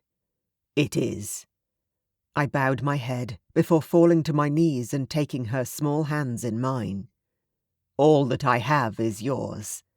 It's not all you're used to, I know." I looked up at her. She was gazing down at me, her expression soft. "Maybe," Cass whispered. "But it's all I need." I reached into my shirt and drew out my thin silver chain, fingering the ring on the end. Cass's eyes widened, and she watched in rapt focus as I undid the chain and held the ring up to the light. "This belonged to my mother." I turned the ring over in my fingers, memories crowding my mind. "My father gave it to her not long after they met." It was small, silver-wrought, and delicate. Roses crept along the band, entwined with thorns. "It's beautiful," Cass said. I held it out to her. "It's too small for me to wear," I said. "So I kept it on a chain." Close to my heart. "Ever since she—" I swallowed, not being able to say the words. But from the look on her face, she caught my meaning. "I want you to have it, Cass. She would want you to have it." Cass fiddled with the ring. Gently, I took it back from her and slid it onto her finger. It fit her perfectly. "Roses and thorns." She chuckled to herself. "Beauty and harshness." I straightened and stood up. As I drew my arms tightly around her waist, she leaned into my body. "In this land, you'll have to get used to both, I'm afraid." "Well then, I guess I'll need some warmer clothing," she said, and stood on her tiptoes, lifting her face. I tilted my head down and readily gave her the kiss she wordlessly asked for. As I knew I always would. Epilogue. Cass. A dish was set down in front of us by a servant, and I gasped as the cover was removed with a flourish. Beside me, Damon's eyes danced with amusement. "Strawberries!" I shouted, loud enough for several of the wedding guests' heads to swivel around. "You remembered!" Undeterred by the eyes on me, I reached forward and shoved a strawberry into my mouth, groaning as the sweetness burst across my tongue. Damon chuckled, watching me. He accepted the strawberry I pressed into his hand and raised an eyebrow as he bit into it, clearly surprised by the sweet taste. "Good, right?" I grinned. He nodded. He was humouring me to some degree, but I didn't care. I snuggled in against his side, humming with contentment. I turned my face up to him. "I can't believe you remembered what I said about strawberries." "Of course, my love." He trailed a finger over the back of my hand. I turned my palm up and let him lace our fingers together. "Anything for you." The hall was packed with well-wishers and admirers. It was hard to believe that a few short months ago this place was so dark and still. Now, the carved wooden panelling gleamed, and the high-arched windows framed the snow drifting down outside. Granted, it was a little different to the celebrations I was used to. The decorations around the hall mixed the north and south together, symbolizing our union. Delicate sprigs of blossom and pink ribbons were dotted around the tables, and shiny glass icicles hung from the high ceiling, sparkling in the sunlight.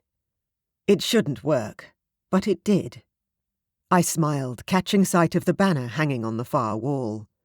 Wolves and dragons interwoven together, and the whole thing entwined with a border of roses. Summer and winter.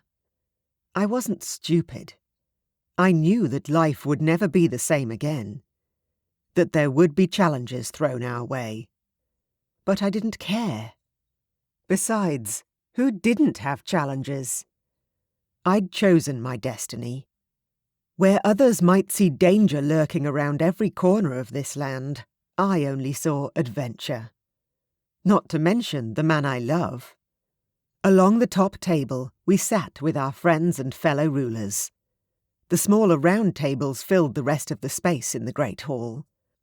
I caught sight of Rob, who I'd learnt knew everything there was to know about the history of the kingdom. At another table sat Dmitri and Lucien. They had declined the offer to sit beside us, but seemed content enough to observe the proceedings, if slightly unnerved by the number of people at mine and Damon's wedding.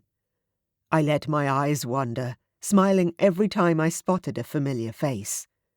More and more of them were familiar these days. The change in their king had won over most of the townsfolk, and every day it got easier to chat to them. They weren't really as cold and hard as people said. You just needed to get to know them. And I had all the time in the world for that. "It's time," Damon murmured, and I straightened up in excitement, squeezing his hand as he got up from the table. As his chair scraped backwards, I locked eyes with Marianne, who sat a couple of seats away. She waggled her fingers at me playfully. Damon headed across the floor, weaving his way through the tables, and as I watched him go, Marianne chuckled. "What?" Marianne raised her glass of tonic water with one hand and cradled her round belly with the other. "Nothing, nothing."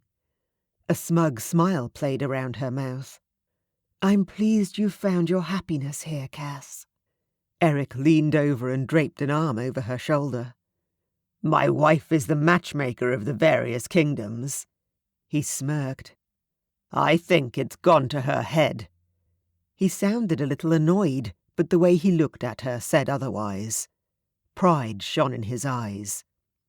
"Not at all." Marianne stuck out her tongue at him, and he laughed. "It's just nice to use my powers for something good for a change." Eric's eyes softened, and something unspoken passed between them. I turned my head away to give them their privacy, scanning the crowd for Damon. My husband. I still couldn't believe it. I was a married woman now, a queen. A broad hand fell on my shoulder, and I looked up to be confronted with the full force of Stavrock's broad, beaming smile. "Cass!" He hauled me up out of my seat. I wheezed as he pulled me into a bone-crushing hug. "Oof!" I pulled away from him a little, laughing. "Stavrock!" My cousin gazed down at me, misty-eyed. "I'm so proud of you, Cass." "Looks like I figured things out on my own, huh?" I tilted my head, unable to resist teasing him a little. "No rescues necessary." "Look at you." He glanced around at the bright hallway and the snowy landscape outside. "You're the Queen of Winter." I let out a chuckle. Lucy appeared at Stavrock's side, flushed and happy, her long fair hair braided up at the top of her head. It had been some months since I'd seen her, and I gasped at the bump under her dress. "He's all smiles now, isn't he?" She looped an easy arm around Stavrock's waist. "Be glad you didn't have to see me wrestle him into his tux this morning." "Lucy!" She let me pull her into a tight hug, giggling as I squealed and hopped up and down with excitement. "Oh my God! Why didn't you tell me you were expecting?" I drew back. I couldn't punch her in the shoulder, so I punched Stavrock instead, who glared and rubbed his arm. "Geez, Cass, you're lucky it's your wedding day." Lucy looked unconcerned with her husband's plight. Her eyes danced with happiness. "I wanted it to be a surprise." "Hang on." I glanced over at Marianne, who was deep in conversation with Eric, still cradling her own pregnant belly. Did you do this on purpose? Lucy just shrugged, but a smirk appeared at the corner of her mouth. What? They'll all grow up together. It'll be so cute. Stavrock shot me a look that said, "Don't even ask." Not that I wanted to. The less I knew about their sex life, the better, given some of the things I'd had the misfortune to hear back when I lived with them. Luckily, Damon chose that moment to reappear out of the crowd, his 2 half-brothers in tow. They were both dressed in suits in honour of the day. They obviously felt as uncomfortable as Stavrock did in their fine garments, judging by the way they kept tugging at their collars. They looked good, strong and regal. A far cry from the rough-hewn shifter men I'd met in the woods all those weeks ago. Although Damon and his newfound brothers had warmed to each other considerably since their first meeting, Dmitri looked apprehensive, his pale eyes narrow and his brow furrowed. Lucian looked downright suspicious as they reached the foot of the table. "What is this?" Dmitri asked. "You'll see," Damon said with a wink. I grinned back at him. I'd been looking forward to this moment. "Marianne, would you mind?" I turned back to Dmitri. "Marianne has a very special gift. She's agreed to use it on the 2 of you. My wedding present." Marianne stepped up from the table. "To Cass and Damon." Dmitri still looked unsure. "That's very generous of you, Damon, but it's not necessary." Damon held up a hand. "After everything the 2 of you suffered at the hands of our father, I wanted to give you a gift. Something you'll treasure forever. It's the least I can do." As he slid back into his seat, I turned to him and gave him a big smile. "What?" "Nothing." My smile grew bigger. "I'm just happy." He let out a huff, but I could tell he was pleased. My head dropped into the crook of his neck and his arm came up around my shoulder, his fingers tracing lazy patterns against the back of my neck. "Have I told you how gorgeous you look right now?" he murmured. "Yes." I glanced up at him. "Many times, actually." Whatever his reply was, I found myself distracted by a sudden purple haze of light that erupted over the floor before us, flowing out from Marianne's outstretched hands. Several onlookers gasped, but the crowd wasn't fearful. Most of our guests knew Marianne and watched, fascinated, as the shimmering smoke continued to spiral outwards. Lucy had told me all about Marianne's courage, how she'd risked her life fighting in the battle. It was clear that she was a heroine in the eyes of these people. I was glad her powers were a source of admiration to them, rather than fear. With a deep, shuddering breath, she collapsed to her knees, utterly spent. In a flash, Eric was by her side, stroking a hand over her back. When she looked up, however, her eyes were wide with excitement. "I know where they are." As she spoke, her eyes wandered over to Lucy, of all people. "Where?" I asked. Why was she looking at Lucy? "Not here, that's for sure." Marianne got to her feet, still trembling a little. She was fast regaining her strength, stronger than she had been the last time we met. "They're beyond the portal, in the human realm." "Who are?" Dmitri asked. "What are you talking about? What's going on?" Lucian said nothing, but he looked equally impatient to know the answer. Marianne blinked, like she'd forgotten about them altogether. She glanced at Damon. "You didn't tell them?" "Tell us what?" Dmitri demanded. "Damon asked me to find them for you, like I did for him and Cass. And Stavrock and Lucy. I used my magic to find the women you're fated to be with," Marianne said. Her shoulders rose and fell as she shrugged, and the sleeves of her elegant gown fluttered around her. Her eyes were wide. "They're in danger." My stomach twisted. "What do you mean?" Marianne swayed against Eric, who put an arm around her waist and drew her into his side. She pressed a hand to her temple, like the memory pained her. I saw an old house, a farmhouse, a pickup truck, and... She looked up, her long dark hair falling over her face. She'd gone pale. A locked door. The women are together, but they're trapped. Hold on a second, Lucian demanded. Are you saying our soulmates are human? Yes, Marianne snapped. There's no time for the finer details. You have to hurry. Dmitri was already tugging loose his tie, unbuttoning his shirt like he was getting ready to shift then and there. The entire hall was hushed, agog. Dmitri and Lucian's gazes flicked back and forth between Marianne and the others like they were watching a tennis match. Lucian's hand shot out and he grabbed his brother's wrist. Wait. Where exactly are these women? Marianne strode forward. Instead of replying, she simply pressed 2 fingers against Lucian's forehead. His eyes slid shut, and when he opened them, his astonishment chased away the last remaining shreds of doubt and confusion. Thank you, he said, and she nodded, satisfied.